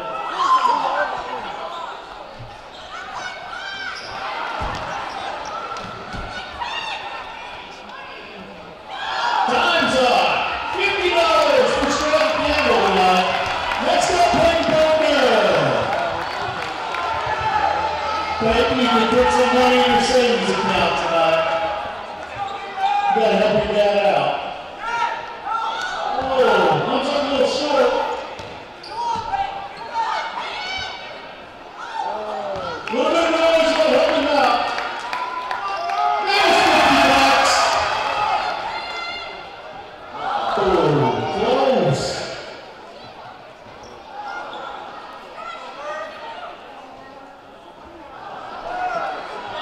6, 5, 4.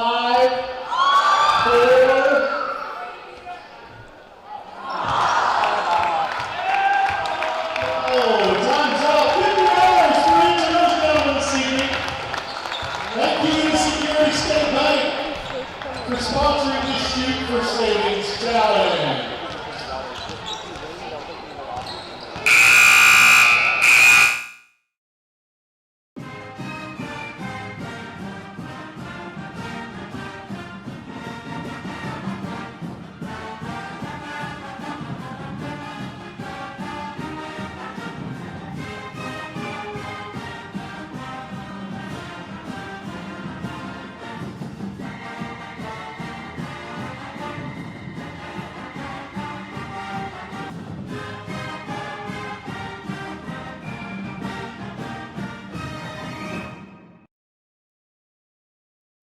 I beg your pardon, at the foul line in the first half. Scott City was 0 of 1 at the free throw line. That was back in the first quarter. Did not attempt a free throw in that second quarter. But they made up for it in other ways in the first half. 60% from the field at 12 of 20. They were 3 of 10 on threes and still white hot from 2-point range at 9 of 10 unofficially. But that was pretty impressive there in the first half. And I mentioned 0 of 1 at the free throw line. Foul trouble for Scott City. Brody Steckline and Drew Metzger with 2. No foul trouble for Goodland. The Beavers will remain at home on Thursday night as they'll take on the Colby Eagles on a Thursday night. They're currently in Garden City tonight taking on the Buffaloes. Colby's boys have had a pretty impressive season. They're 8-4 coming in. They've lost to some They lost to Beloit in the semifinals last week of the Orange Black, and then lost to Concordia by 2 in that third-place game, where Jordan Jones had another 40-point game. He had 41 points on Saturday afternoon against Concordia, a state-ranked team in 4A. They'll come to town on Thursday night, and then Scott City heads to Hugoton on Friday night to face Eagles. Hugoton, the number 8 ranked team in 4A. Colby, I believe, is number 8 in 3A, or they're number 9, excuse me, but you get the idea. They're state-ranked teams. Holcomb is number 4 in 3A. Holcomb and Hugoton playing tonight. That could be a wild one down in Hugoton. So let's see what Scott City can do. They need to continue the pace here. It'll be Goodland basketball to begin the third quarter. Scott City with a 27-15 lead here, trying to get win number 7 on the year. This is a big game, really, for the 3A regional standings. Scott City comes in tonight as the number 6 seed at 6-5. Phillipsburg at 7-5, and Southwestern Heights at 8-5, and Colby 8-4 ahead of them. And Holcomb and Beloit tied for first at 11-2. Goodland is right now in the number 9 spot at 7-8 coming into tonight. Half a game behind Lakin, who's 6-6. Lakin won their High Plains League tournaments, wrapped up yesterday. Scott City to begin this third quarter will have Avery Radke, Junior Mesa, Brody Steckline, Cooper Irvin, and also Drew Metzger. Goodland will roll out Braylon Mole, Jesus Saucedo, Trent Sheldon, Connor Collitz, and also Jackson Miller. As the Cowboys inbound it to begin the third quarter, Scott City with a 27-15 lead. They'll inbound it into Saucedo. Irvin will guard him as the Beavers stay with their man defense. Bounce pass up top to Trent Sheldon. Goes right side to Jackson Miller, trying to feed it in. Now they get a screen out high left for Braylon Mole. He gets it, drives left and fires a 3 and knocks it home. He has 13, and it's a 9-point game, 27-18. Goodland on a 9-2 run over the last 3 minutes, 7:38 to go here in the third period. So Goodland is catching a little fire from the court. This game far from over. Steckline wanted to lob it in, but can't. Now gets it right corner for an answer back 3 from Mesa off the back iron, and rebound. It's Avery Radke for Scott City. Scott City resets up 9 early third quarter. Irvin with it up top. Now to Brody Steckline. Pump fakes on a 3. Now he'll bullet pass it behind the defense. And Mesa got a shot block, but got the rebound and puts it back up. And Mesa now with a dozen. 29-18 Beavers. 7:05 to go third quarter. So Scott City with second and third chance opportunities there. And they make it work. Go back up by double figures. First minute of the third quarter. Collett left wide open for 3. Misses it wide left and into the hands of Junior Mesa for the rebound. Scott City may have dodged a bullet there. Now Cooper Irvin pump fakes, goes up and scores it. He has 6 in the paint, 31-18, 6:45 to go. Third quarter, Scott City's answered with 4 in a row after Goodland had the first points of the third quarter. Braylon Mole with it up top, pulls up from 17 and knocks it down. He's feeling it. He's hit his last 3 shots. He has 15. 31-20, 6.5 to go third quarter. Goodland has started off 2 of their first 3. Entry feed into Steckline. Oh, he tight ropes it. The baseline, the bullet pass up top to Mesa. Pump fakes goes up and is fouled. He'll get 2 free throws. Will the 6-foot junior coming off a career high on Friday afternoon with 24. That's on Braylon Mole, his first. 2 free throws for Mesa, where he's 16 of 19. Scott City's second trip to the line tonight. They're 0 of 1 there with an 11-point lead early third quarter. Free throw from Mesa is good. 32-20. What Scott City's done pretty well here tonight, getting some of those high percentage shots underneath the basket. 32-20, early third quarter. And Mesa swishes the second one home. He has 14. 33-20, back up to a 13-point Scott City advantage.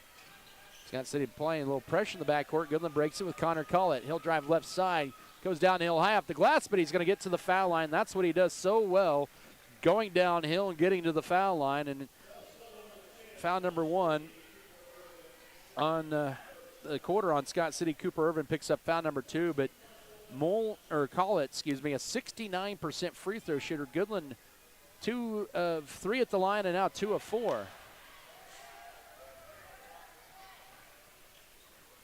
So another free throw here for Collett. He has 4 tonight. Missed them both. Rare misses there, and Metzger with the rebound. And Scott City's done a good job on the glass here. They have 4 boards here in the second half the first 2 minutes of this third quarter and have a 13-point lead. 2 minutes into the third period, Mesa penetrates, loses the dribble, but picks it back up. Oh, he did dribble. Yep, that's turnover number 4 on Scott City. That was an easy call there for the official, Craig Walmsley. 5:55 to go third quarter. Was on the spin move that time where he lost the dribble and then picked it back up, a double dribble. 33-20, Scott City lead at 13, Goodland's ball. Scott City with a 6-4 advantage in the first couple minutes of this half. Braylon Mole to bring it across. He has make that 6-5. Mole has all 5 of Goodland's points in this third quarter so far, and a game-high 15. He's at the foul line with it. Those are to his left out high to Trent Sheldon. Back to Mole for a deep 3. That one crawls off, and Avery Radke gets the board for Scott City. Here's Scott City in transition with a 13-point lead early third quarter. Up top, now left corner goes to Metzger. Lob in, catching it off the glass, and Steckline and 1.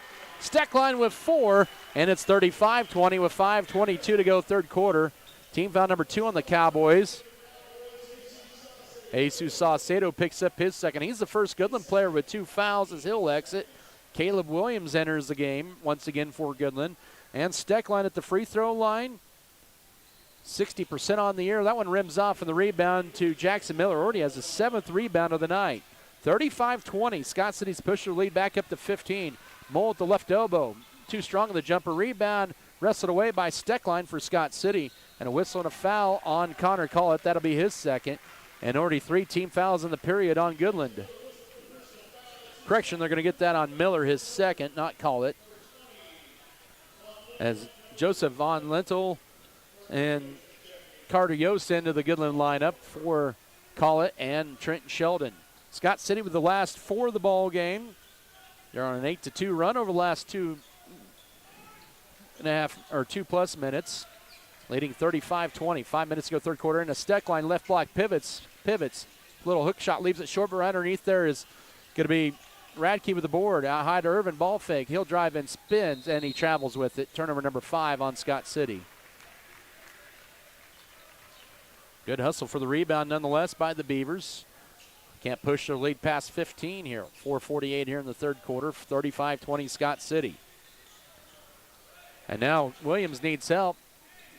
Mole didn't see that as he picked up his dribble, and back to Williams. He'll take it into the front court. Guarded by Cooper Irvin out high. Bounce pass to the right elbow to Joseph Von Lentel. Back up top now to Jackson Miller. Swings it over left side to Caleb Williams. 15 to shoot. We got a foul away from the basketball. That'll be on Scott City. That'll be their second team foul of the quarter. That'll be on Drew Metzger, his 3rd foul. As Coach Brian Gentry tosses the ball toward the corner there, and Scott City will bring in Ethan Froh for Drew Metzger. Has to exit with 3 fouls and 6 points. New 35 for the Cowboys. Williams now to Carter Yost. Flips it over to his left to Braylon Mole, trying to get rid of Irvin. Now bullet passing to Von Lentel, catches it. Right corner, Williams up top to Mole. Pump fakes, now drives, penetrates, pulls up in the foul line, and now to Von Lentel. Right side back to Mole, 10 to shoot. Nearing the midway mark of this third quarter, 15-point Scott City lead. Mole pivots, almost walked with it. Now to Von Lentel with 5 to shoot. Back it goes to Mole, catches, fires a 3, no. Rebounds, no. Von Lentel over Steckline, and he gets it to go. Wow. His first basket, 35-22, 3:48 to go third quarter, and Goodland ends a little scoring drive.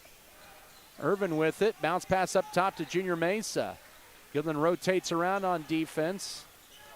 And the zone here. Now Mesa with it, penetrates, jump stop, takes to the rack. Bank shot, yes, he has 17. 37-22, 3.5 to go third quarter, and a nice answer back for the Beavers as they go back up 15 with 3:25 to go third quarter now. Mesa continuing his hot scoring from Sterling Invitational. Up top with it, Braylon Mole. Almost lost the dribble, now goes left with the pass to Caleb Williams, back to Mole, 15 to shoot. Stops the top of the key ball. Deflected, and that went off of Williams. Went off of 2 or 3 players on its way out of bounds, and Goodland commits turnover number 10 as Caston ran in for Cooper Irvin. Goodland subs in Reed Keir, also Jesus Saucedo and Connor Collett.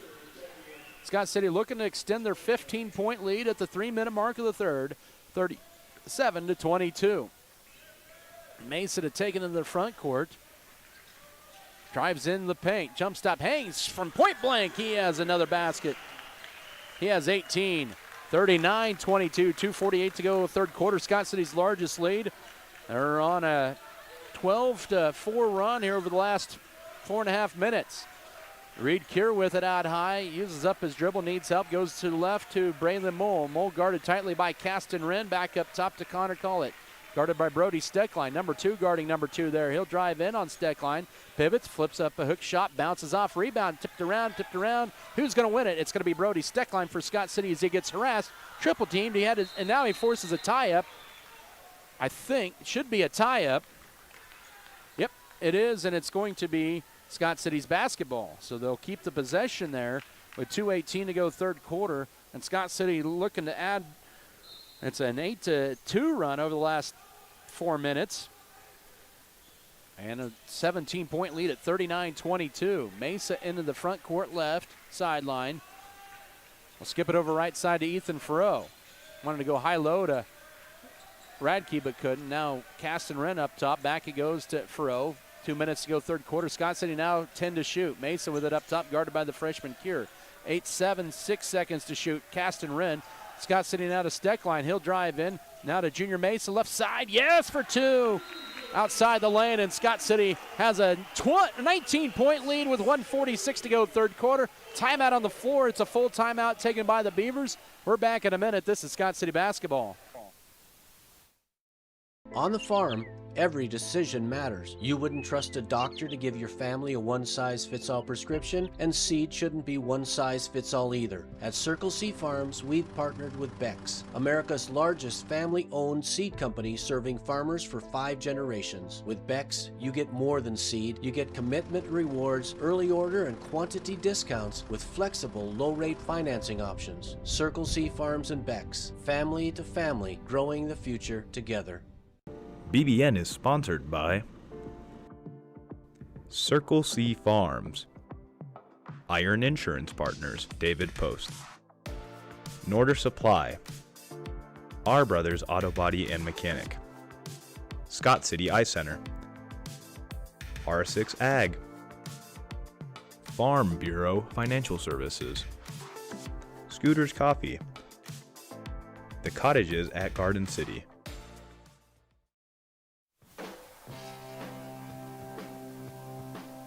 Scott City has scored the last 6 points of the ball game.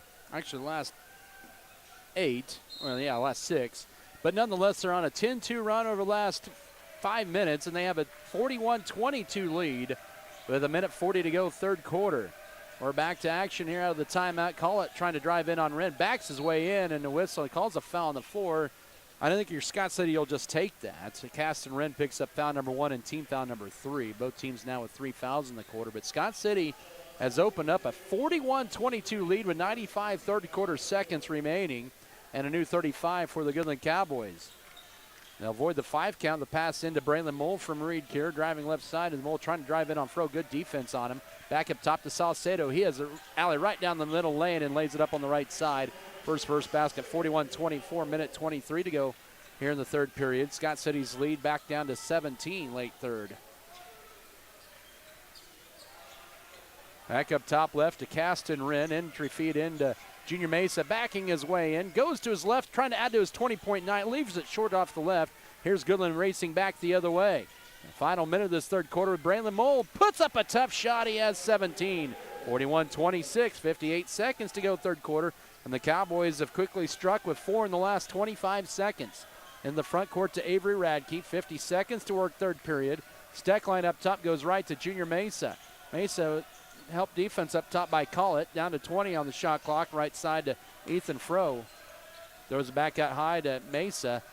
Letting him play a little bit here, and that's all right. Here's Radke with 10 to shoot. Going to the ball. A nice move by Steckline. Bullet pass into Radke. Gets it stripped going up, and then, oh, he's out of bounds, says the official Jake Eicher, and out of bounds. Scott City turnover number 6. Cooper Irvin to replace Caston Wren.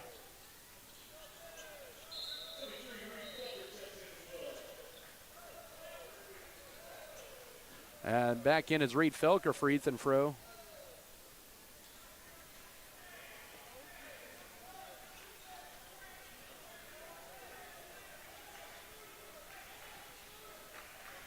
18 seconds to go in the third quarter, and a whistle and a double foul is going to be called. I think they're going to get Reed Felker with one. That's his first. Team foul number 4. And also the 4th team foul on Goodland. That's the 2nd foul on Connor Collett with 16-point. Inbound in. 15 seconds to work third quarter with it up top now. 41-26. Miller goes left over to Connor Collett, guarded by Felker with 5 seconds with 4. Trying to drive in, flips it to Mole with 1 second. 3 in the corner is too strong. And the rebound to Avery Radke as we close out the third quarter. Scott City played that pretty well. They'll take a 15-point lead into the fourth. At 41-26, back in a minute. This is Beaver basketball. Feed Yard is dedicated to investing in our facilities and staff to provide the best experience possible for the cattle feeder and, in the end, the consumers of our product. We are always in the market to purchase corn and other commodities from local producers. Call our office at 620-872-2111 for current pricing. Our dedicated employees and their families are very important to us, and we are proud of their children that are current Beavers and individuals that will grow into those roles in the future. Fairleigh Feed Yard is privileged to support Scott City youth and are honored to cheer on the Beavers. First National Bank of Scott City. One of the few places left that you could call today and speak with a person and be greeted at the door with a friendly face. Come see us at First National Bank, where you will feel at home. Let us help you with your banking needs, whether it be setting up a checking account, savings account, CD, or getting a loan for that new vehicle or home you have been dreaming about. Member FDIC, an equal housing lender. Member FDIC, an equal housing lender.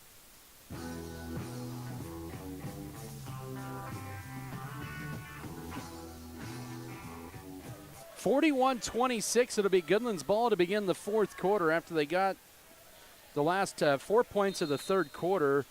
Scott City built up a 19-point lead. It's right now at 15, but they would outscore the Cowboys 14-11 in that third quarter and have a 41-26 lead. Scott City led by Junior Mesa with 20 points. Here's Saucedo with a straightaway three. Misses it wide right, but right to Collett with the rebound and the putback. He has 6, 41-28, 7:41 to go. And an offensive rebound once again for the Cowboys off the Saucedo miss and a whistle and a foul out high on Goodland. Their first on the fourth quarter. That is on Saucedo, his third, with 7:36 to go. But the Beavers, Junior Mesa with back-to-back 20-point performances. Avery Radke still scoreless for Scott City tonight. They'll lob it into Stuckline. He'll catch it. Goes to his left, and he'll score it. He has 4. As Saucedo tried to draw a charge and could not get it. 43-28, first 30 seconds of this fourth quarter. Scott City answers back, and then Collett with a straightaway three. Buries it. He has first 5. He has 9. 43-31, and Goodland back to within a dozen. 7:18 to go in this fourth quarter. Scott City up by 12, and now up top, here's Reed Felker. Yeah, doesn't take the three, throws it up top to Cooper Irvin. Long ways to go in this one.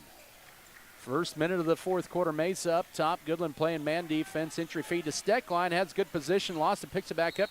And drive in and draws the foul on Collett. That's his third. That was a 12 on the shot clock. 6:57 to go. And then it's going to be Drew Metzger in to replace Reed Felker. New 35 on the shot clock. 6:57 to go, fourth quarter. Mesa trying to trigger it in. And avoids a 5 count to Radke, looking for his first points, and he has a little teardrop shot. 45-31, 6:52 to go. His first 2 points of the night. Comes at a big time, ends a little bit of a rally here for the Cowboys. 6:43 to go. Out high left, he goes to Collett, guarded tightly by Metzger. And Collett will drive in, hang, shoots, tough shot, can't get it, but he's going to go to the foul line, and that's where he is good at, is drawing the fouls and getting to the foul line. His second trip there tonight. That's on Metzger, and that's his 4th foul. That's a big foul with 6:37 to go. Goodland trying to make a furious rally down 14.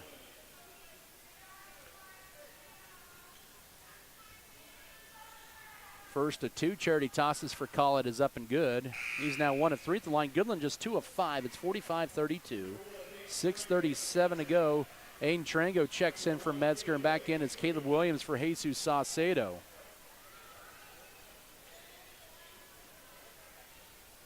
Second free throw coming up here for the 6-foot sophomore, Collett. buries it and makes it 45-33. So it's back to 12 again, and Goodland was 7 of the first 11 points of the fourth quarter, and we're only 90 seconds into this fourth period. They've hit their first 2 shots and 2 free throws. Skip pass over to Junior Mesa at high. Wisely doesn't throw it up. I thought he might at first. 6:20 to go, 18 to shoot. Up top left to Cooper Irvin, guarded by Reed Kieran, and trying to get it to Steckline. Ball deflected, picked up by Steckline. Oh, he tight ropes the the half court stripe, driving in his Mesa, wraparound pass, almost saved into play. 6 to shoot, and 5 to shoot now, and out of bounds. It'll stay with Scott City, but they have only 5 seconds to get a shot up. 45-33, 6:08 to go. Mesa looking inbound at lob into Steckline, catches it, puts it up, he's fouled. That'll be on Connor Collett. That's his 4th foul, and decision time for Dawson Raymer. Team foul number 3 of this fourth quarter, as Steckline has 2 free throws coming up. So Collett with 4 fouls here with 6:07 to go. He's picked up 2 fouls in a matter of 50 seconds. Steckline needs to bury these. First of 2 is too strong. He's now 0 of 2 at the line. Scott City just 2 of 5 at the line, as Jesus Saucedo returns. And for Collett, he'll have to exit with 4 fouls. Drew Metzger has 4 fouls. Saucedo has 3 for Goodland, and Collett exits with 4 fouls. 6:07 to go. Second free throw, Steckline, yes, that's a big one. He has 5. It's 46-33. Back to his 13-point game, 2 minutes into this fourth quarter, but Braylon Mole has a team-high 17 with it. Steps back and fires a 3 and rims in and out. Rebound, Junior Mesa. He collects his 3rd rebound of the night unofficially. 2 minutes into this fourth quarter, Scott City up by 13, 46-33. Mesa into the front court, right out high. Gets it over left to Cooper. Irvin goes left to Aiden Trango at the wing. Wanted to go high-low, but not there. Avery Radke up top turns down the 3, quickly guarded by Goodland. That was now here's Irvin to Steckline. He'll drive left. He'll take it in all the way. Puts up the tough shot. Got his own rebound. Tips it up. Can't get it, but he'll get 2 free throws. Good rebound miss that time, and 2 free throws for him, and already 4 fouls on Goodland. That's the 2nd foul on Braylon Mole. Already 4 fouls on the Goodland Cowboys in this fourth quarter with 5:28 to go. And once again, Steckline back to the line. He's 1 of 3 there. Make it 2 of 4. That one looked good. 47-33, 5:28 to go. If anything, that probably helps Goodland gets closer to, if they're trailing and it's a closer game. Steckline can't hit the second. We've got a whistle and a lane violation on the Cowboys. I think they're going to get that on Jackson Miller. Nope, they're going to get that on Reed Keir, excuse me. But still on the Cowboys. Still 1 free throw left here for Steckline. See if he can make Goodland pay for the lane violation. And he does. He has the last 5 for the Beavers. 48-33, back up to a 15-point game. 5:25 to go in this one. Jackson Miller brings it in the front court, goes to his right, flips it to Molehill. Quick release on the 3. Rimming in and out of the rebound to Cooper Irvin. And a whistle and a foul, a push, and already 2 free throws coming up the rest of the way for Scott City. They're going to get Jesus Saucedo with his 4th foul with 5:15 to go. And who's going to go to the line? It's going to be the sophomore Cooper Irvin. He's just 5 of 8 at the line this year.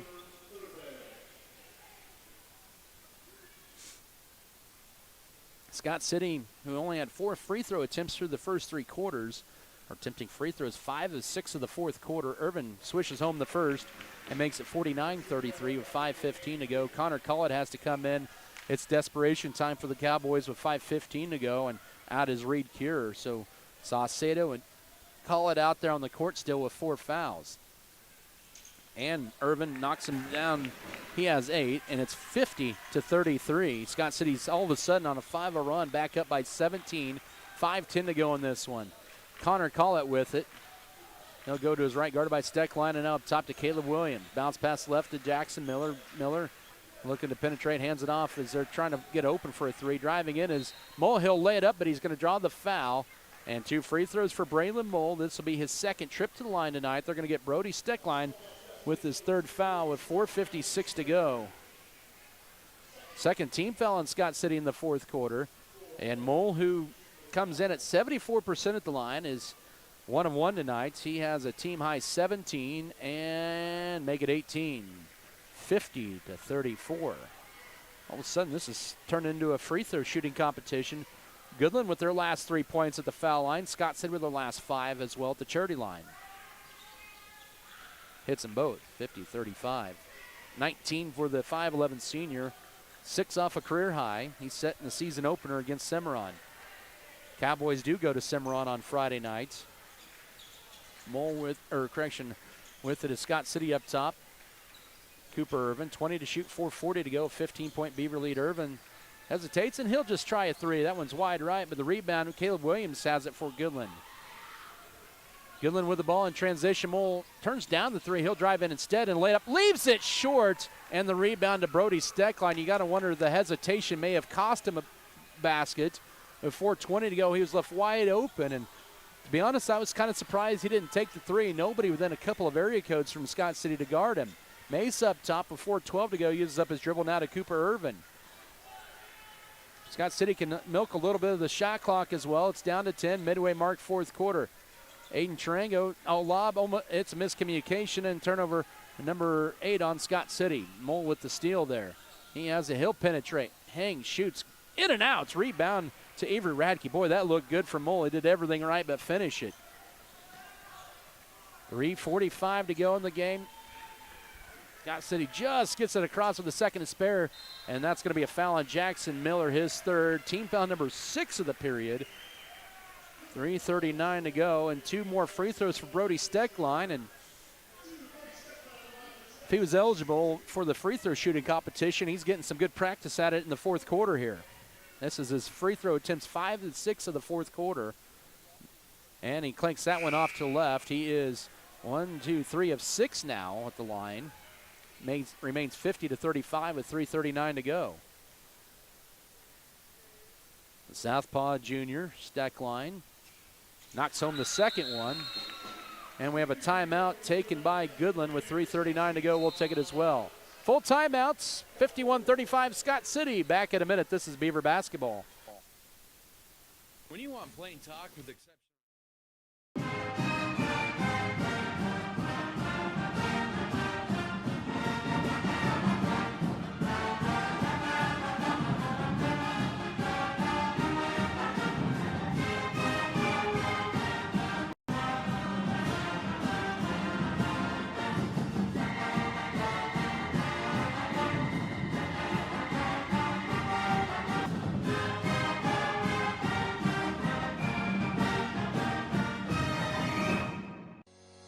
Great Western Tire of Scott City is available for tire repair and replacement, oil changes, tire rotation, balancing, alignment, and bulk fuel delivery to keep your equipment going. They also offer 24-hour emergency service calls. Deckmart Furniture and Appliances. At Deckmart, they offer a variety of quality furniture, including sofas, recliners, lift chairs, dining sets, bars, bar stools, mattresses, and more. They carry GE and Speed Queen appliances and are happy to quickly service what they sell with a local repairman. Great Western Tire and Deckmart Furniture and Appliances. Small-time friendliness with big city service and quality. 51-35 Scott City lead as Brody Steckline. He has 6 points in the 4th quarter, 4 of 6 in the line in this final quarter. Scott City 6 of 8 at the line in the final quarter. But Steckline is up to 8 points tonight. Second leading scorer behind with Cooper Irvin. Junior Mesa with 20 points to lead the Beavers in scoring tonight. Back-to-back 20-point games for him. 3.5 to go. Off the screen left side, here is Braylon Mole trying to drive in, cut off, and now to Connor Collett. He'll penetrate. Try to drive in on Felker. We're going to get a foul on Scott City. Their 3rd team foul of the 4th quarter. I think they're going to get Felker with his 2nd. Yep. And that's his 2nd. Team foul number 3 with 3:21 to go. Goodland's been in the penalty for about 2 minutes already. But a new 35 in to Collett, guarded by Felker. Now up top, Radke almost got the steal on Saucedo. Saucedo tracks it down. That burns a couple of seconds off. And now to Mole, guarded by Irvin. Driving in on him. Spin move in the paint. Hesitates. Layup too strong. Good defense by Irvin. He's played pretty good on Mole tonight. And the rebound to Scott City. Mole's missed his last 3 shots. 3 minutes to go in this one. 51-35, Scott City with the lead. And the basketball underneath the Felker. Power dribble goes to his right and scores it. So Felker with their first basket, 53-35, 2:45 to go. Scott City up by 18 all of a sudden. The first field goal by either side in over 4 minutes. And a 3 for Saucedo. That one rims halfway in and out. And Radke picks up his 6th board of the night.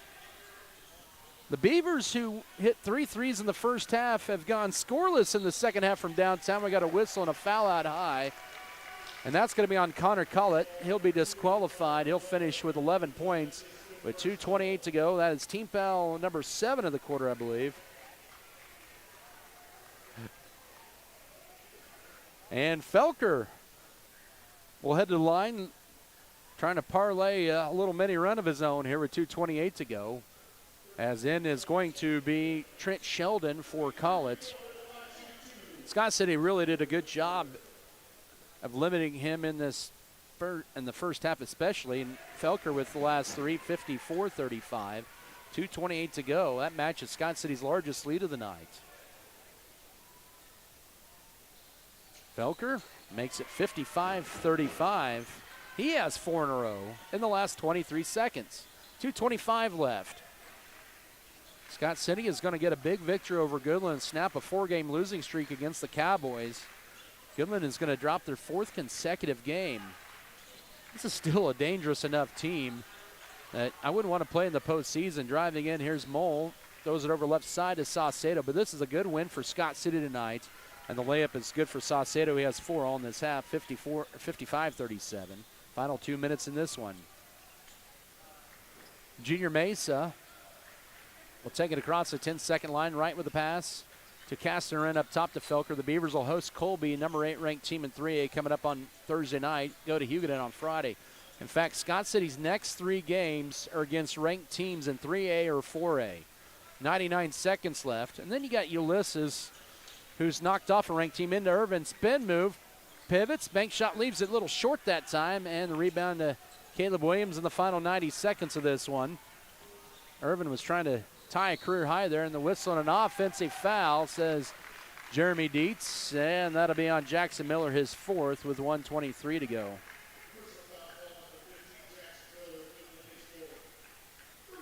That's 7 or 8 fouls here in this 4th quarter. Brendan Cook in. Coach Brian Gentry is going to go to the bench here. Chaston Berry in, the 5'8 junior. And making his varsity debut is going to be Aaron Radke, a freshman.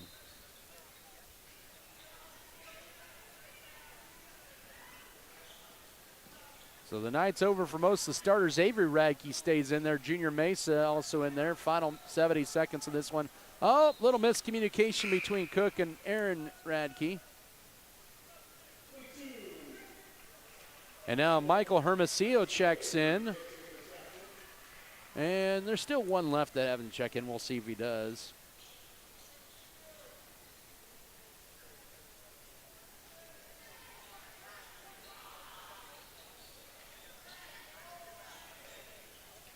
Minute to go in this one. Driving in, laying it up, and in and out that time for Mole. He'll get 2 more free throws to try to become a 20-point scorer. He had 10 points in the last meeting between the two teams.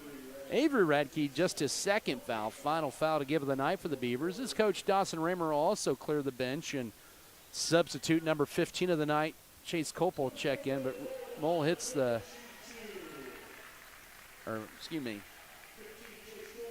and 55-38. He has 20. Chase Culp in. Also back in is Reed Cure. Joseph Von Lintel.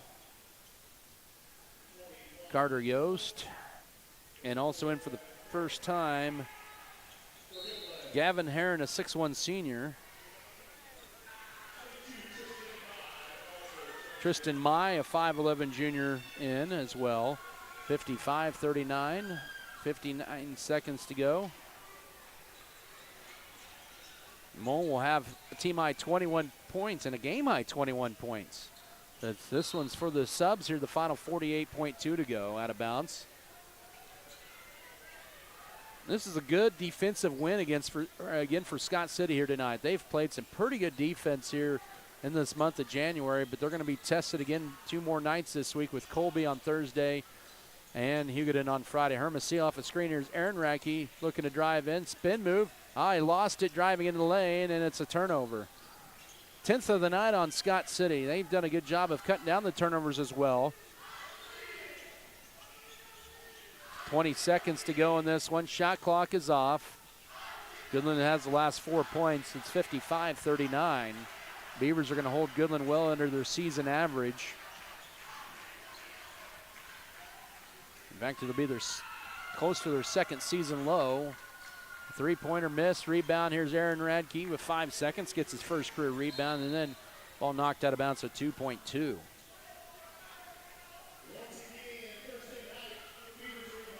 So inbounded in, and Hermosillo will dribble this one out.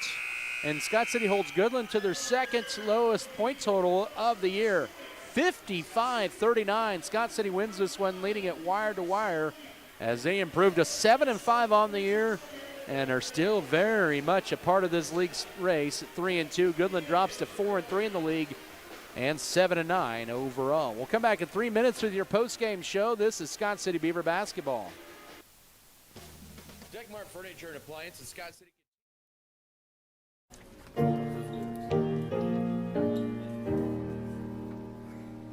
On the plains of western Kansas, where the sunsets gleam, stands our home, Scott High forever, students, friends, and teams.